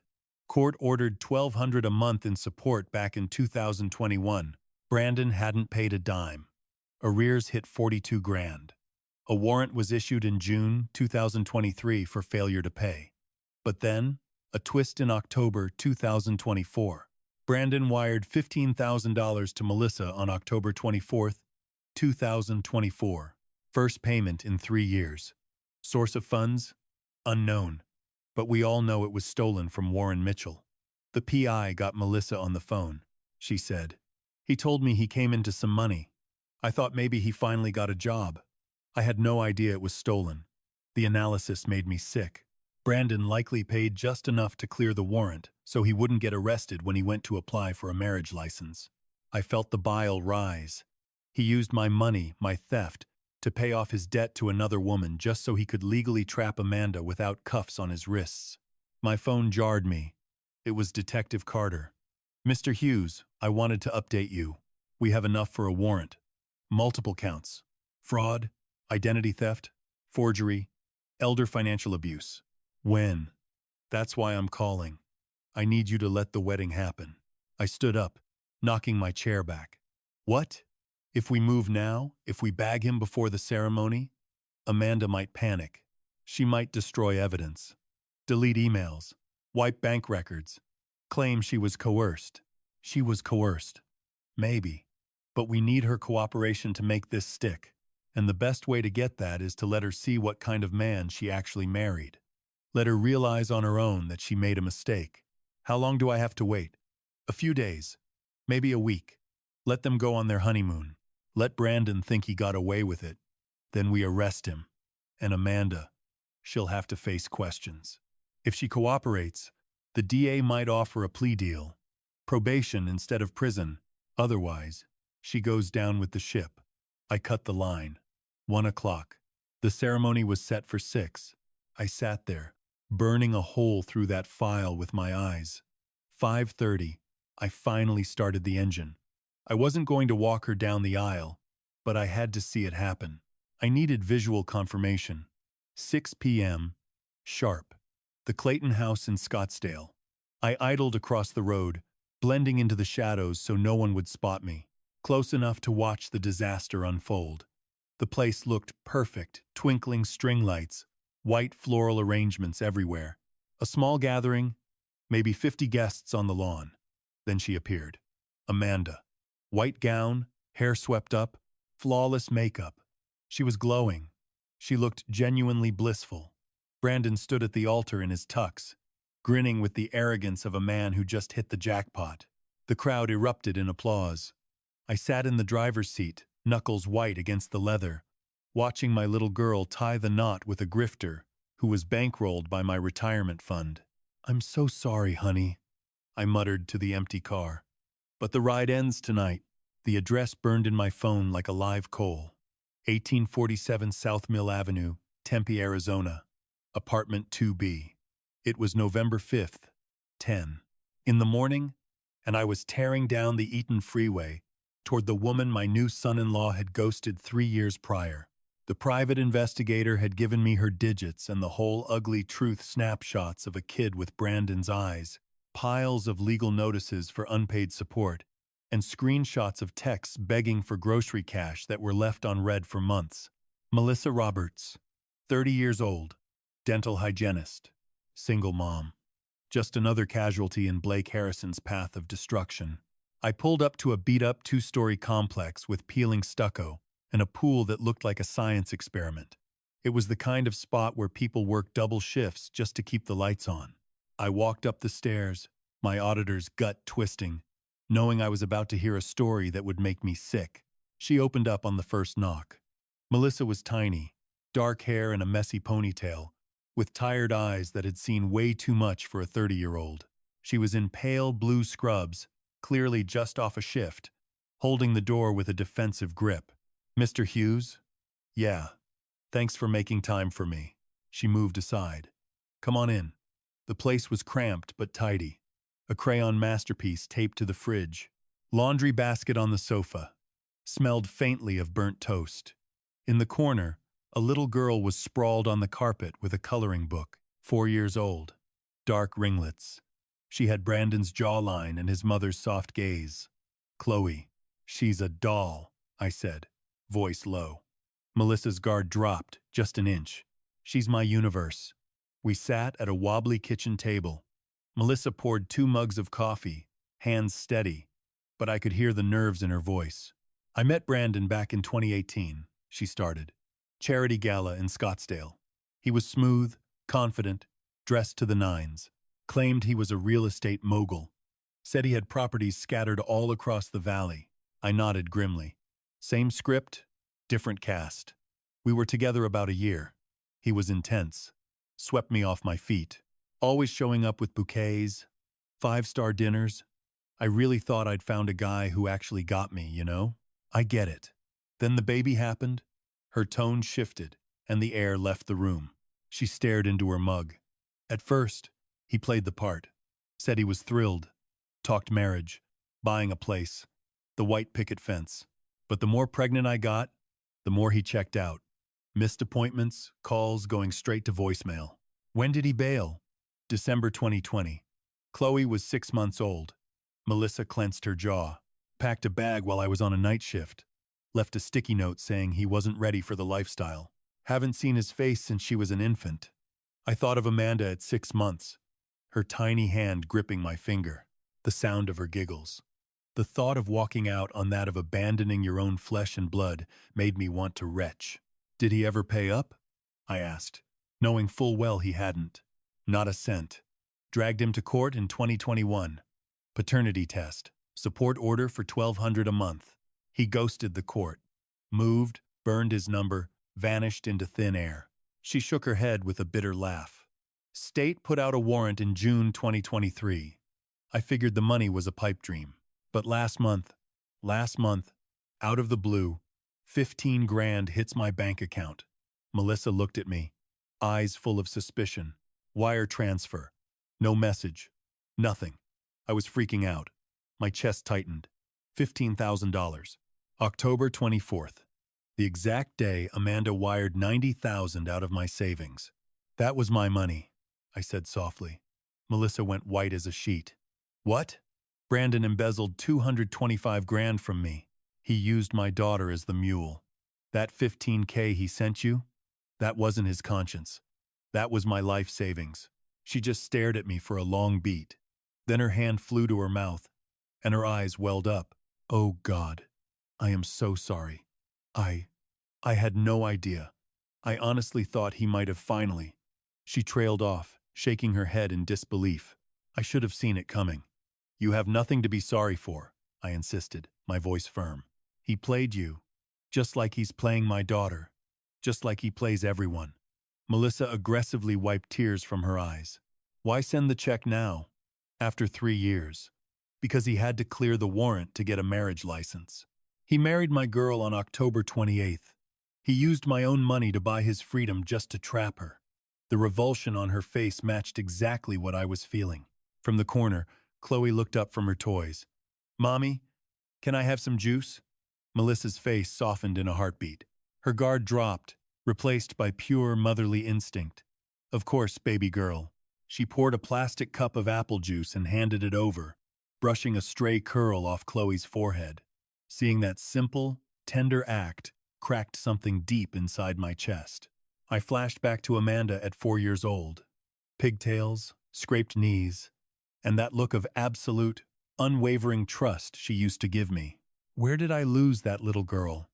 I reached into my jacket pocket and withdrew a thick envelope. $5,000 in cash. It was from a rainy day fund Brandon hadn't managed to drain yet. This is for Chloe, I said, sliding it across the table. Melissa's eyes went wide. Mr. Hughes, I can't take this. Yes, I said.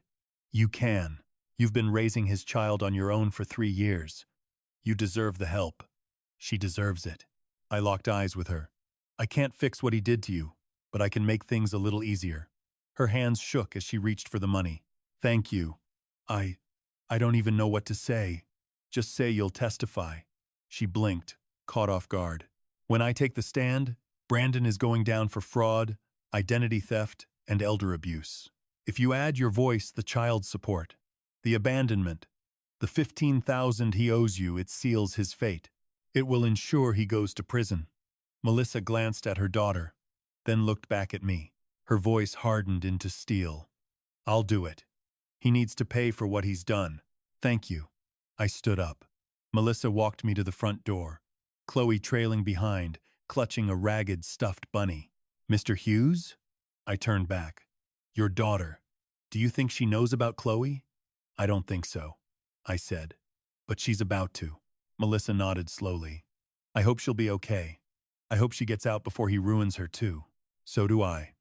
I drove home in heavy silence, my knuckles white on the steering wheel. Blake Harrison wasn't just a grifter. He was a wrecking ball. He'd left Melissa destitute with an infant. He'd drained my life savings. He'd twisted my daughter's mind until she betrayed her own flesh and blood. And he had almost gotten away with it. But the game was over. Now I had Melissa. I had the bank statements. I had the smoking gun. And I wasn't going to let him tear apart one more life. The call came late Friday night, 3 days after I found Melissa and Chloe. I was sitting in my kitchen, in the exact same chair where I'd sat the morning I found my accounts emptied, when my phone started buzzing. Amanda's name flashed on the screen. I let it ring twice before picking up. Hello, Amanda. Her voice was pure ice. We need to talk. No. Hi, Dad. No warmth, just cold. Surgical hostility. I'm listening. You need to drop the lawsuit immediately. You need to call the bank and unfreeze the assets.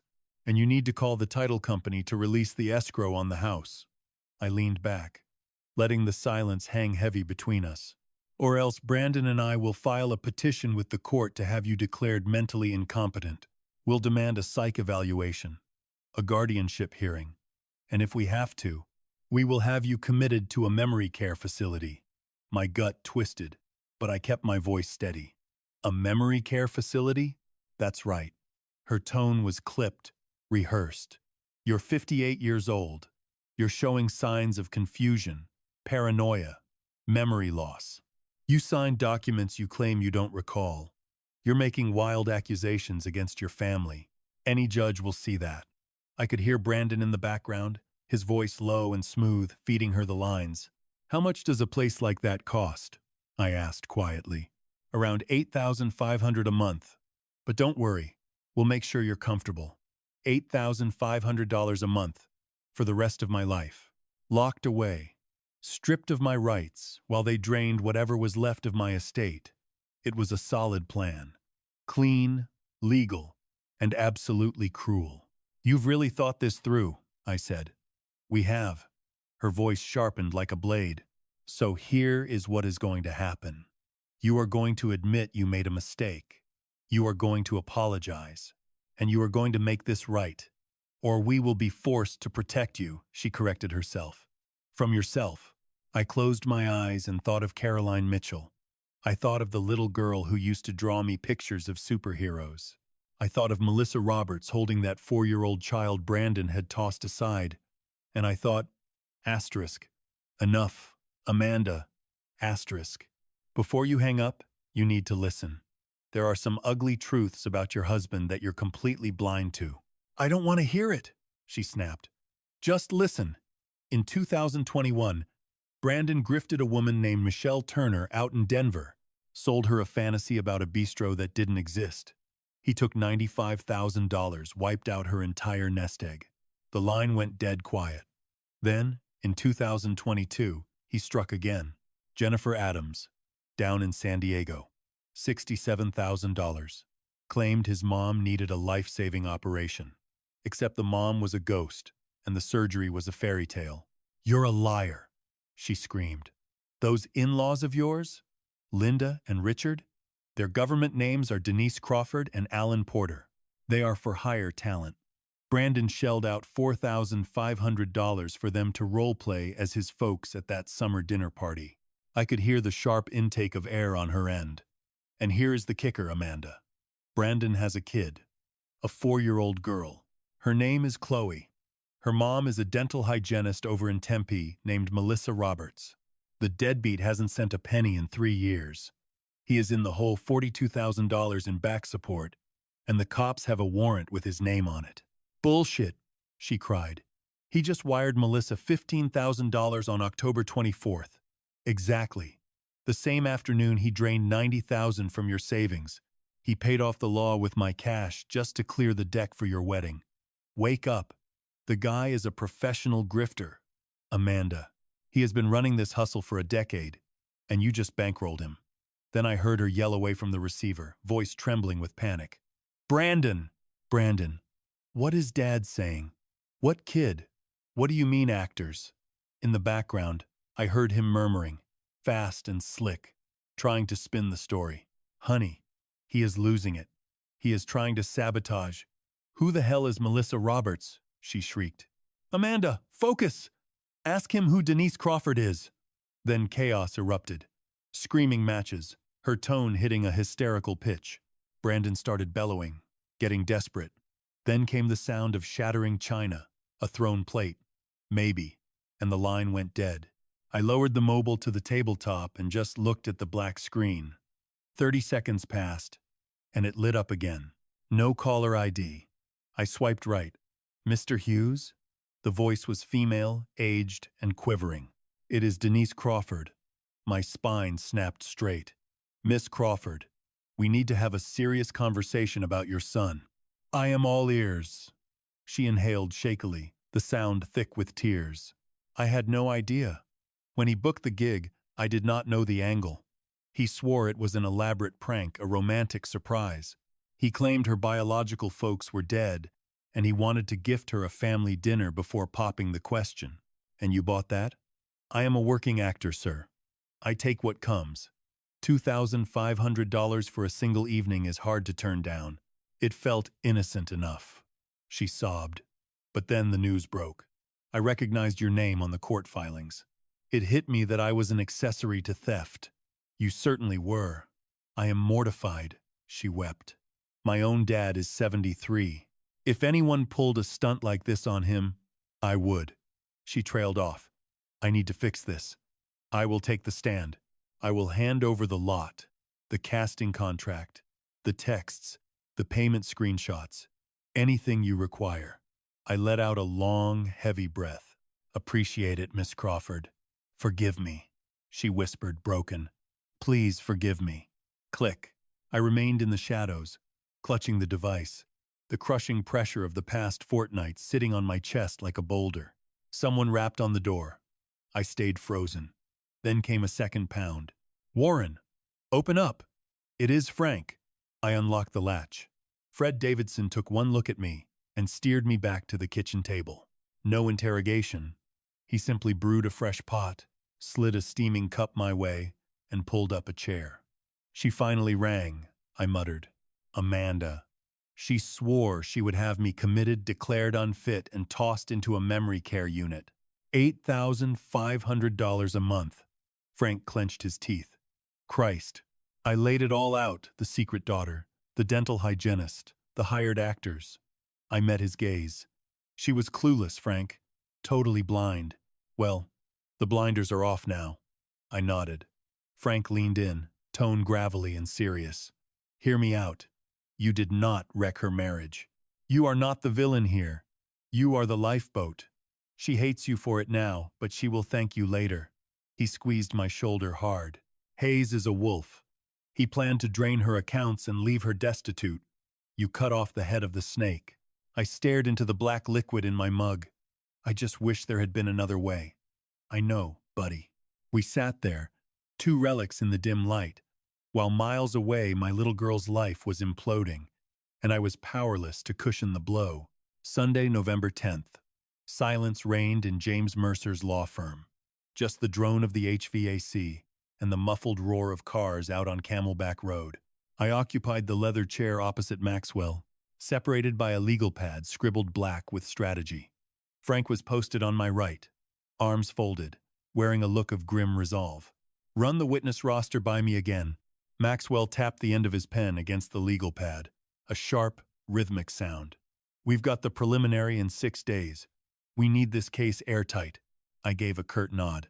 Let's hear it. He cleared his throat. Denise Crawford, he started. Though you know her better as Linda Hayes. She's flipping. She agreed to testify about the entire fake parents charade. She's bringing the contract Brandon drafted, the texts, and the Venmo history proving he paid her $2,500. She called me Friday night, I said, voice low. She sounded broken. I think the guilt finally got to her. Good. Juries love a repentant sinner. Maxwell scribbled a note. Alan Porter, a.k.a. Richard Hayes. Same setup. $2,000. He's locked in. Between the two of them, we prove Brandon didn't just lie about his family tree. He invented it. Frank leaned in, resting his elbows on the table. What about the earlier victims? Michelle Turner, Denver, 2021? $95,000 gone. The Phantom Restaurant investment. She's testifying remotely via Zoom. Maxwell flipped the page, the paper loud in the quiet room. Jennifer Adams, San Diego, 2022. $67,000. Same playbook. Manufactured crisis, false urgency, real cash. She's remote too. A wave of relief washed over me. These women owed us nothing. They could have stayed in the shadows, let the shame bury the truth, but they were stepping up. And Melissa Roberts? I asked. She's local. So she's coming in person? Single mom, 4-year-old kid, 3 years of unpaid child support. Her testimony paints the picture. Serial abandonment and financial ruin. Maxwell met my eyes. She's going to destroy him on the stand. My mind flashed to Chloe, coloring on the carpet of that cramped apartment. She's a good mother. She deserves this. Maxwell capped his pen with a click. Now, he said, shifting gears. The ugly part. Detective Carter reached out yesterday. I sat up straighter, bracing myself. What is it? It's about Amanda. They've opened a file on her. The words hit me like a physical blow. On what grounds? Frank demanded, though the heavy silence already held the answer. Conspiracy. Fraud. Forgery. She pulled money straight from your accounts using that forged power of attorney. Her signature is on the transfer docs. She facilitated the sale of the rental property. Maxwell's tone was professional. Cold. The state claims they have enough to tag her as a co-conspirator. My chest constricted. How long, if they convict? 18 months to 3 years? 3 years. My little girl in a cell. Jesus, Frank whispered. Maxwell leaned back, reading my face. There's a deal on the table. The prosecutor is open to it. What kind of deal? Amanda turns on Brandon. Full cooperation. She hands over texts, emails, paper trails, anything that nails him to the wall. Do that. And she gets a suspended sentence. Probation, restitution, community service. No prison. I stared at him. And if she says no, she goes to trial. If she loses, she serves the time. Frank turned to me. Does she know? Carter called her yesterday. She ghosted him. He left a voicemail laying it all out. Gave her until Wednesday. Maxwell paused. Wednesday. 3 days. What's your gut tell you? Frank's question hung there. I stayed silent because I didn't have an answer. Would she help us? Would she finally see Brandon for the parasite he was the thief who used her to gut her own father, or would she dig in her heels? Would she protect him? Keep believing I was the monster? That this was just my sick way of controlling her life? I remembered the little girl who wouldn't cross the street without gripping my hand. The kid who drew superheroes in crayon, who swore she'd look after me when her mom died. Then I thought of the stranger who threatened to rot me away in a care home. I had no idea which Amanda would show up Wednesday. Maxwell's voice snapped the spell. Warren? I asked if you want me to call her. Lawyer to lawyer. Lay out the facts. I hesitated. Think she'll listen? Maybe. Sometimes it lands better coming from a suit. Someone neutral. Do it, I said. But don't corner her. Just make sure she knows the cliff she's standing on. Maxwell nodded. Consider it done. We wrapped up an hour later. Frank walked me to the car, squeezing my shoulder. She'll come through, Warren. I hope so. She's your blood. Deep down, she knows the truth. I wanted to believe that. I really did. But the last 2 weeks had taught me that the sharpest knives are held by the people you love. The night of November 15th, I stared at the ceiling. Sleep a distant memory. The preliminary hearing was hours away. By tomorrow, a judge would decide if we had enough to bury Blake Harrison for good. Somewhere across the valley, Amanda was staring down the barrel of a decision. Flip on him and save her own skin. Or keep her mouth shut and sink with the ship, right alongside the guy who had wrecked our lives. I couldn't help but think of Caroline Mitchell. What would she say? Would she ever forgive me for the hardball tactics I was using on our own kid? 2 in the morning. My phone lit up the dark room. A text from James Mercer. Counsel just called. She folded. She's testifying. Prelim is still a go for tomorrow at 9. I reread the screen 3 times until the words blurred. I set the device on the nightstand and finally exhaled, releasing a knot of tension I'd been carrying for weeks. She picked the truth. She picked survival. And if I was lucky, maybe she was finally picking her dad again. The Maricopa County Superior Court looked less like a hall of justice and more like a concrete bunker in downtown Phoenix, glass and steel flashing in the morning glare. I rolled up at 8 sharp, my tie choking me. My palms were sweating despite the dry November chill. Frank was waiting for me at the doors. He didn't offer a speech, just a solid grip on my shoulder. We navigated the security checkpoint and rode the silent elevator up to the 3rd floor together. James Mercer was posted outside courtroom 3C, gripping his briefcase, looking every inch the shark he was. You good? He asked. I gave a sharp nod, lying through my teeth. Brandon is already seated.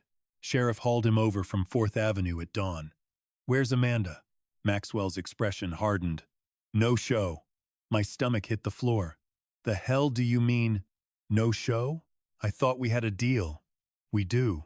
Just not for this. This is only the preliminary hearing, Warren. The judge just needs probable cause to bind him over for trial. Amanda's turn comes later. He hesitated. She asked for distance today. She's fragile.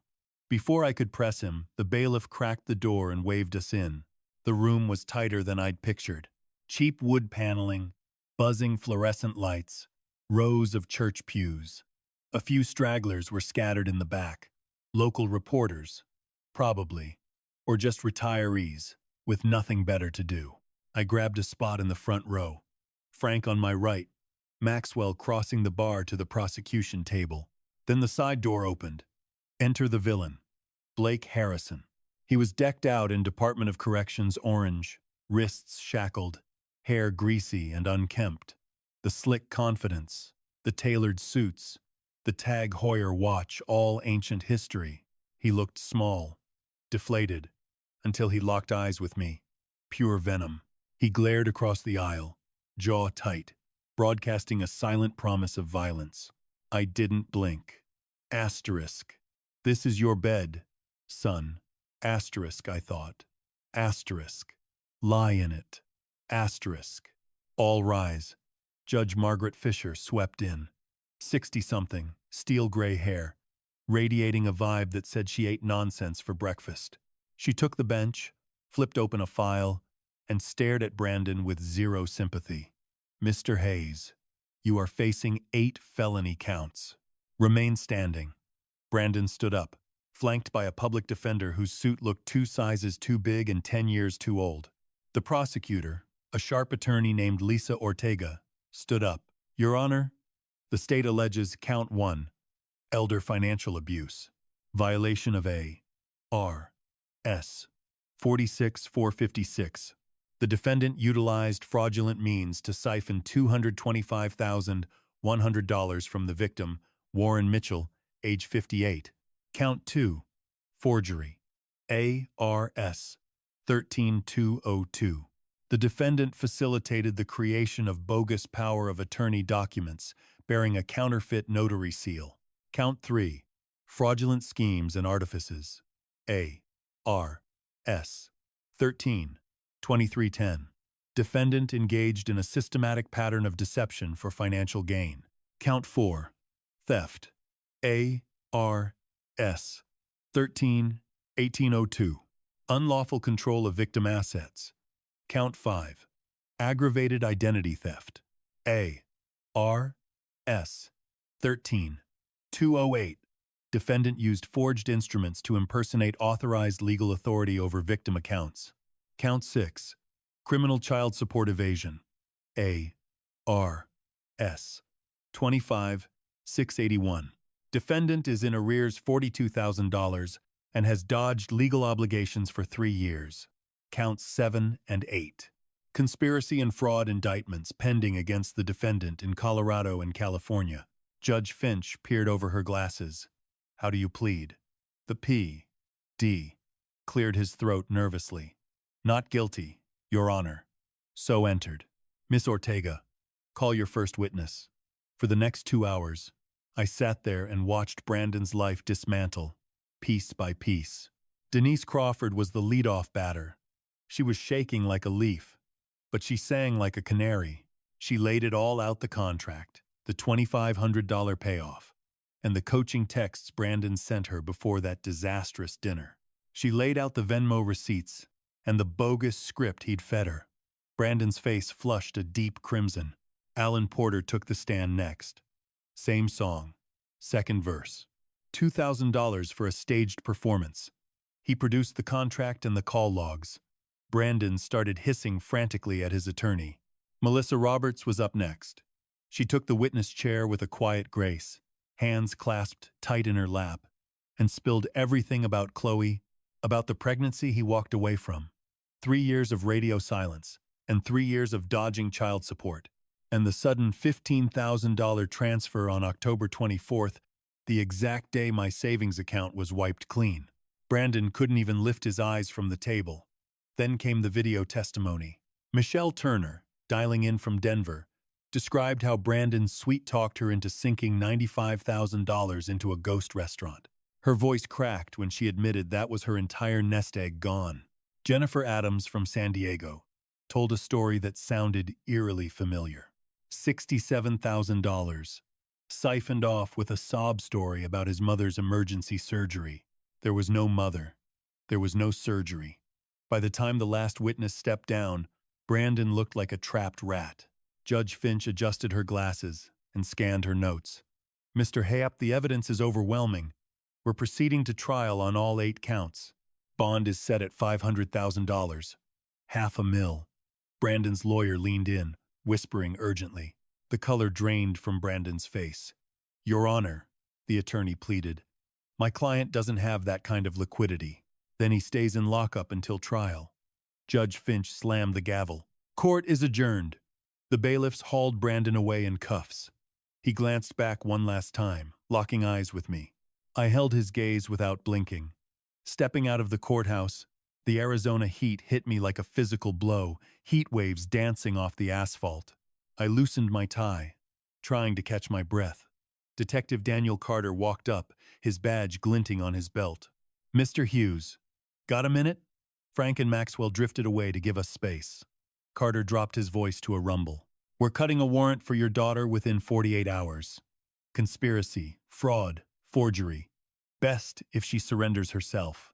My chest felt like it was in a vice. She said she'd help. I know. And the D.A. will take that into account. But facts are facts, she broke the law. Being manipulated doesn't erase the crime. Carter's face softened just a fraction. I hate to bring this to you. Is she looking at prison time? That's up to the bench. If she plays ball, testifies, and shows genuine remorse, she might skate with probation. But she'll carry a felony record forever. I gave a slow, heavy nod. Appreciate it, detective. He turned and headed for his car. I remained rooted to the courthouse steps. The city's chaotic soundtrack swirling around me. Traffic, chatter, the distant wail of a siren. My pocket vibrated. A text message. Number wasn't saved. I tapped it open. Dad, I need to talk. Amanda. I stared at the pixels. 5 words. After 2 weeks of being ghosted. After the threats, the lies, the theft. Dad, I need to talk. Frank moved to my side. What happened? I flashed him the screen. He let out a long breath. What's the play here? I looked up at the imposing stone building, then back down at the device. I honestly don't know, I murmured. But ignoring her wasn't an option. Not yet.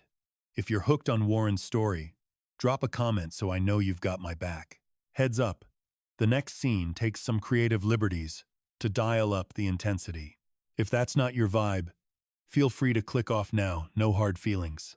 The coffee shop in Old Town Scottsdale was dead at 4 in the afternoon. I took a booth in the back, staring at a black coffee I had no intention of drinking. Amanda walked in 7 minutes late. I barely knew it was her.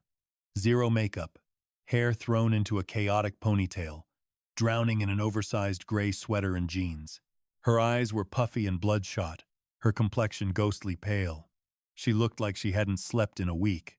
She slid into the seat across from me, without saying a word. Hi, Dad. Her voice was a ghost of a whisper. Hi, sweetheart. A heavy silence hung in the air between us. She wrung her hands together, eyes glued to the tabletop. I'm sorry, she breathed. I am so sorry, Dad. For everything. The money, the house, the awful things I said about Mom, about the nursing home. I didn't mean a word of it. I was just... Her voice cracked. She buried her face in her hands, fighting back the sobs. I just sat there. Brandon told me you wouldn't even feel it. She choked out, tears leaking through her fingers. He said you were so loaded that skimming a little off the top wouldn't hurt you. He said you'd want to help me out. And you bought that? I wanted to buy it because I was drowning. She looked up, face streaked with tears. I'm $28,000 in the hole, Dad. Credit cards. I was facing eviction. I panicked. $28,000. Why didn't you just come to me? I asked, my voice low. Why didn't you just ask for help? She shook her head helplessly. Pure shame. I couldn't handle the thought of you seeing me crash and burn as a father. Her gaze hit the floor. And because, after Mom passed, you checked out. You were physically here, but the lights were off. You turned into a ghost in your own house. Every time I reached out, you pushed me away. You only wanted her. That accusation landed like a gut shot. Felt like I buried 2 parents that afternoon, she murmured. I've spent every single day since just trying to make you see me again. The truth caught in my throat, choking me. She wasn't wrong. When Caroline Mitchell's car went off that road, I spiraled into a darkness so thick I forgot how to breathe. I shut down completely. Quit life. Left my own kid to drown while I wallowed in self-pity. Mandy, I croaked, the name scraping my vocal cords. I had no idea. I am so damn sorry. I know, she replied softly. That's why I kept my mouth shut. She dabbed at a stray tear. But Brandon? He saw it. Saw the rage. He knew I felt abandoned, and he weaponized it. Convinced me you were in debt to me.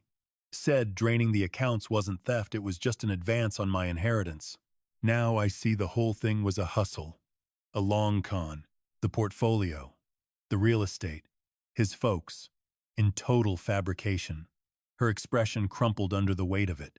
I robbed my own dad for a grifter, and I can't undo it. I stretched my arm out and covered her trembling hand with mine. She recoiled for a split second before clutching onto me like a drowning swimmer. "You're forgiven," I stated firmly. She jerked her head, no, in a panic. "Don't say that. I don't deserve Amanda. Eyes on me." She obeyed, mascara running down her cheeks. "Clean slate. You screwed up, yeah. You got played. But you are my blood, and nothing changes that love." The dam burst. She collapsed forward, face buried in her palms, weeping uncontrollably. I was up and around that booth in a heartbeat, wrapping her in a bear hug. She pressed into my chest, letting out guttural, soul-shaking cries that had been brewing for a long time. I just held on tight, finally whispering the apology that was 3 years overdue. "I failed you. I wasn't there, and I am sorry. I'm sorry, Dad," she choked out. We stood locked together for an eternity. Then, at 4:45, the entrance chime rang. Detective Carter walked in. Amanda detached herself from me, scrubbing her face dry. "I tipped him off," she murmured. "Had to. Time to pay the piper." Carter closed the distance. "Miss Hughes? You set?" She stood up, knees wobbling. "Ready." He spared her the cuff's small favor but took her elbow firmly, steering her toward the exit. She paused at the threshold, glancing back. "You really mean it? About the forgiveness?" I took in the sight of her shattered, guilty, begging for absolution. "Done deal," I told her. "Now you gotta work on forgiving the woman in the mirror." A faint, sad smile touched her lips before she nodded. Carter escorted her out into the harsh glare of the Scottsdale afternoon. I remained by the glass, tracking their path to the squad car, watched my girl slide into the rear of the vehicle, saw the sedan merge into traffic, taking her toward a destiny completely out of my hands. Then, it hit me. I had retrieved her. Not the ghost from 3 years back. Not the toddler with pigtails and a box of Crayolas. But this adult woman scarred, messy, and authentic. She was facing a felony rap. She'd cop a plea. Probably do a stint inside. But she was my daughter again. That had to suffice. January 15th brought a deep chill to the Maricopa County Courthouse. I occupied a solo spot on the front bench, knuckles white, as the bailiff barked the command. "All rise." The Honorable Margaret Fisher presiding. We got to our feet. Finch swept in. Steel gray hair pulled tight, face like a stone mask. She sat down, eyes scanning the gallery. "State of Arizona v. Brandon Michael Hayes and Amanda Marie Hughes. Be seated." I sank back down. They marched Brandon in first, shackled at the wrists, sporting the same county orange from the prelims. He'd dropped weight-gaunt features. Shark eyes. He shot me a single look, pure venom, before averting his gaze. Then came Amanda.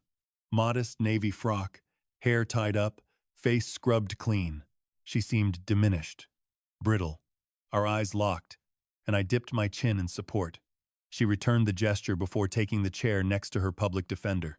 Proceedings dragged on for 3 days. Day 1 was the prosecutor's show laying out the timeline, the doctored power of attorney, the illicit wire transfers, the phantom storefront, the liquidation of the rental units. Every dirty deal and twisted lie dissected with surgical precision.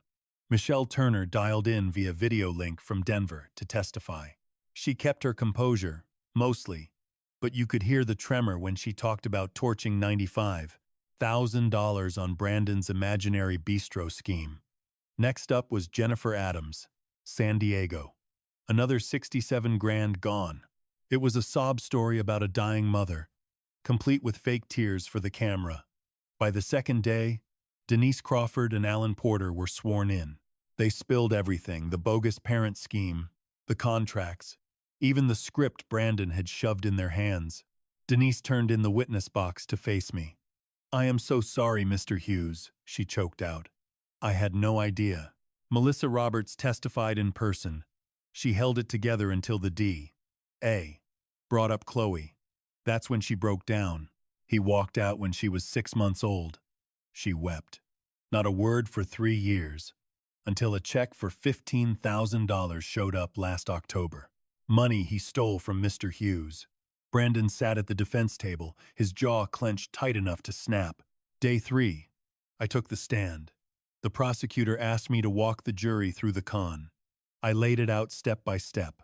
The drained accounts, the forged signatures, and that hospital visit where Amanda caught me delirious with fever and tricked me into signing over power of attorney. Mr. Hughes, the prosecutor pressed, your daughter was an active participant in this fraud. She liquidated assets. She facilitated the sale of your property. How does that make you feel? I looked over at Amanda.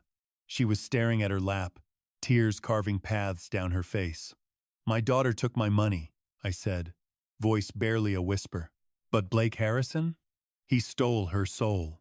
The courtroom went dead silent. He twisted her mind. He preyed on her grief, her loneliness, her desperation. She made a terrible mistake, but he's the one who convinced her it was righteous. The prosecutor gave a slow, solemn nod. Thank you, Mr. Hughes. Then, it was Amanda's turn. She moved like a ghost to the stand, her hands shaking uncontrollably. Asked to recount the crime, she didn't hold back. Her voice trembled, pausing every few sentences to wipe away the shame. I deceived my father. I forged his signature on legal documents. I stole his savings. I helped Brandon sell his house. She looked at me, face drenched in tears. I am so sorry, Dad. I am so sorry. Brandon's lawyer shot up. Miss Hughes, you're testifying against Mr. Hayes to save your own skin, aren't you? No, Amanda said, voice finding some steel. I'm testifying because what we did was wrong. I need to own that. And you expect this court to believe. Objection! The prosecutor cut in, badgering the witness. Sustained. The defense attorney sat down, clearly frustrated. Then came the main event. Brandon took the stand. He denied it all. Claimed Amanda was the mastermind, that he'd tried to stop her. He even spun a tale that I was framing him because I hated their relationship. The jury wasn't buying a word of it. During cross-examination by Amanda's lawyer, Brandon cracked. He jabbed a finger at Amanda, his voice climbing an octave. She is a liar. She planned the whole thing. She used me. Amanda flinched, but she didn't look away. Mr. Hayes, the judge barked. Control yourself immediately, or you will be removed from this courtroom. Brandon slumped back, seething. On January 19th, the jury came back. Guilty. Every single count. Judge Finch didn't mince words with Brandon. Mr. Hayes, you have demonstrated a clear pattern of deceit, manipulation, and financial exploitation across multiple years and victims. You preyed on the vulnerable, including the elderly and a struggling single mother. I hereby sentence you to 5 years in the Arizona Department of Corrections. You are further ordered to pay restitution of $275,100 to Warren Mitchell and $42,000 in child support to Melissa Roberts. Brandon went ghost white. Then the judge turned to my daughter. Miss Hughes, you were a willing participant in this fraud. However, the court acknowledges the manipulation by Mr. Hayes and that you have shown genuine remorse. Given your full cooperation, this court sentences you to 18 months in the Arizona Department of Corrections, followed by 5 years of supervised probation. You are jointly liable for restitution alongside Mr. Hayes. Amanda nodded, tears falling freely. The bailiffs moved in to take them into custody. Brandon didn't look back once, but Amanda did. Her eyes locked onto mine one last time before the heavy door slammed shut. 2 days later, I was sitting in the visitation room at the Perryville Women's Facility. Amanda walked in wearing a standard-issue tan jumpsuit. Her hair was cropped, her face pale but strangely calm. She took the seat opposite me, separated by a sheet of plexiglass.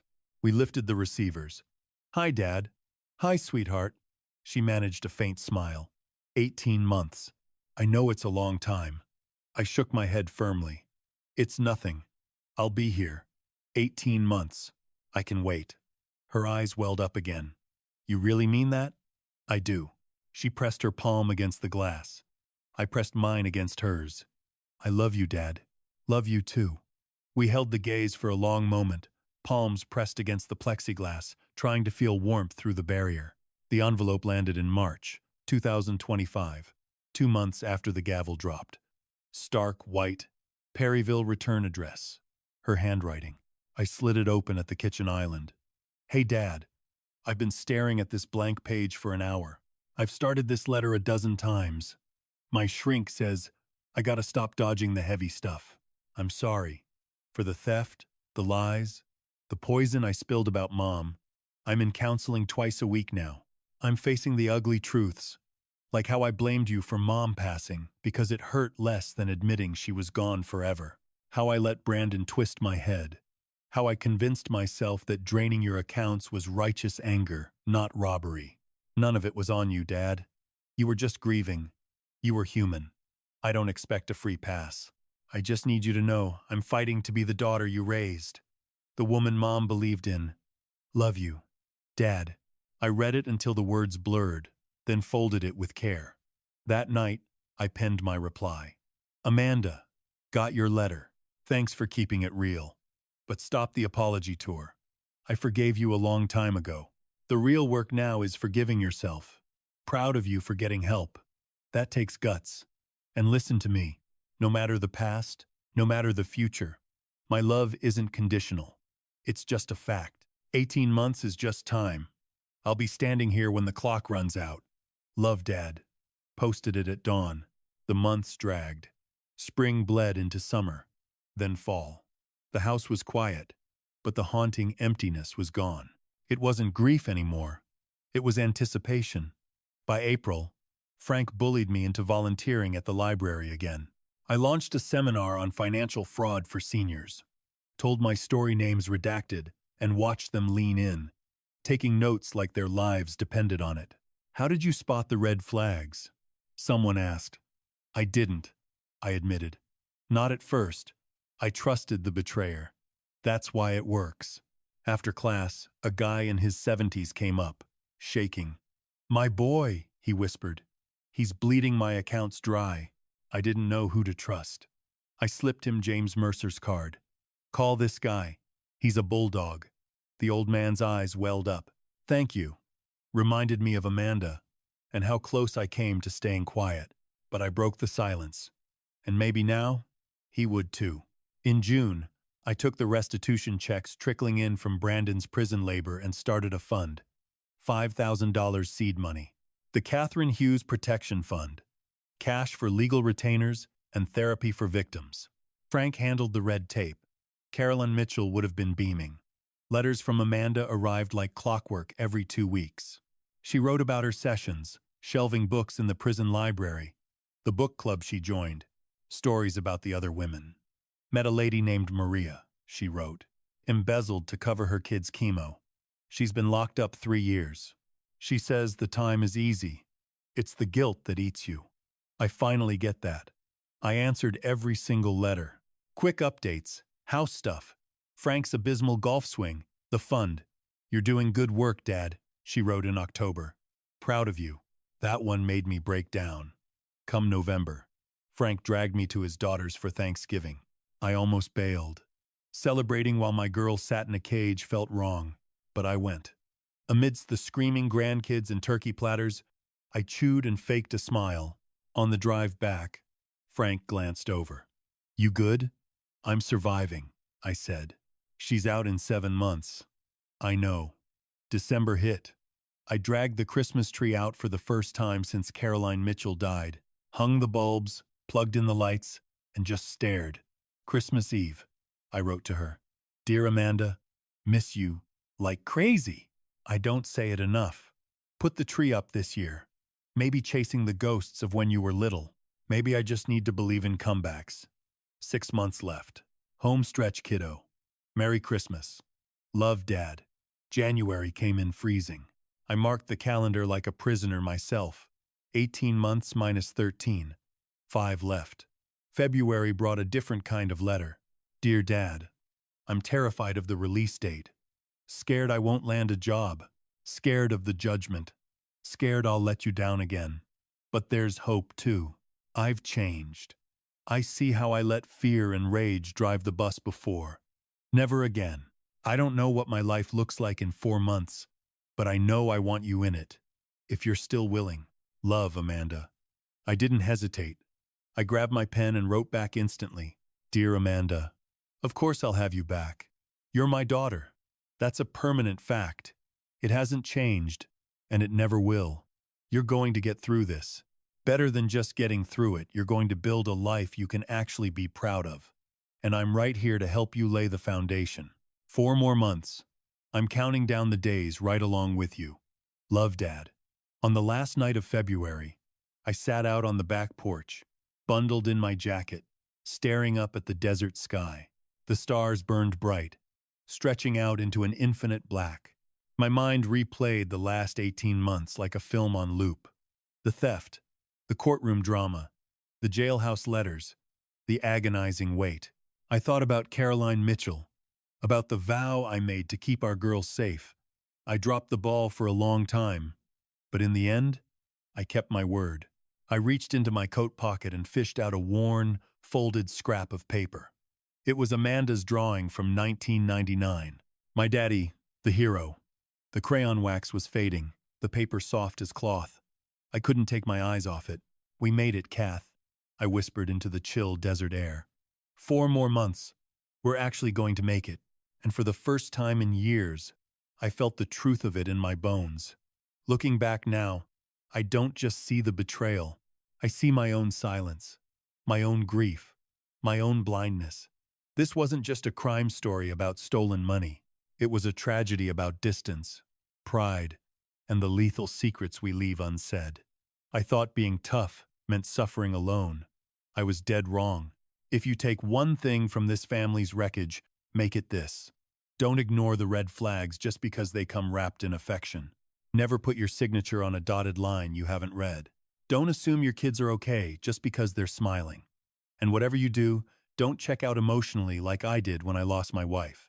That empty void I created, it became an open door for someone else to walk through. People online call what I did dad revenge, but they've got it twisted. Real fatherly justice isn't about destroying your child. It's about obliterating the person who is destroying them.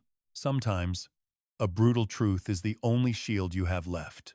If there was any revenge in this journey, it was aimed at the lies, not at my daughter. Justice matters. Accountability is non-negotiable, but so is grace. I truly believe God doesn't let pain go to waste. He uses the fire to refine us. I lost a fortune. I lost my peace of mind, but I got my daughter back, and that is worth more than any number on a bank statement. From my heart to yours, thanks for riding shotgun with me to the end of this road. Drop a comment below.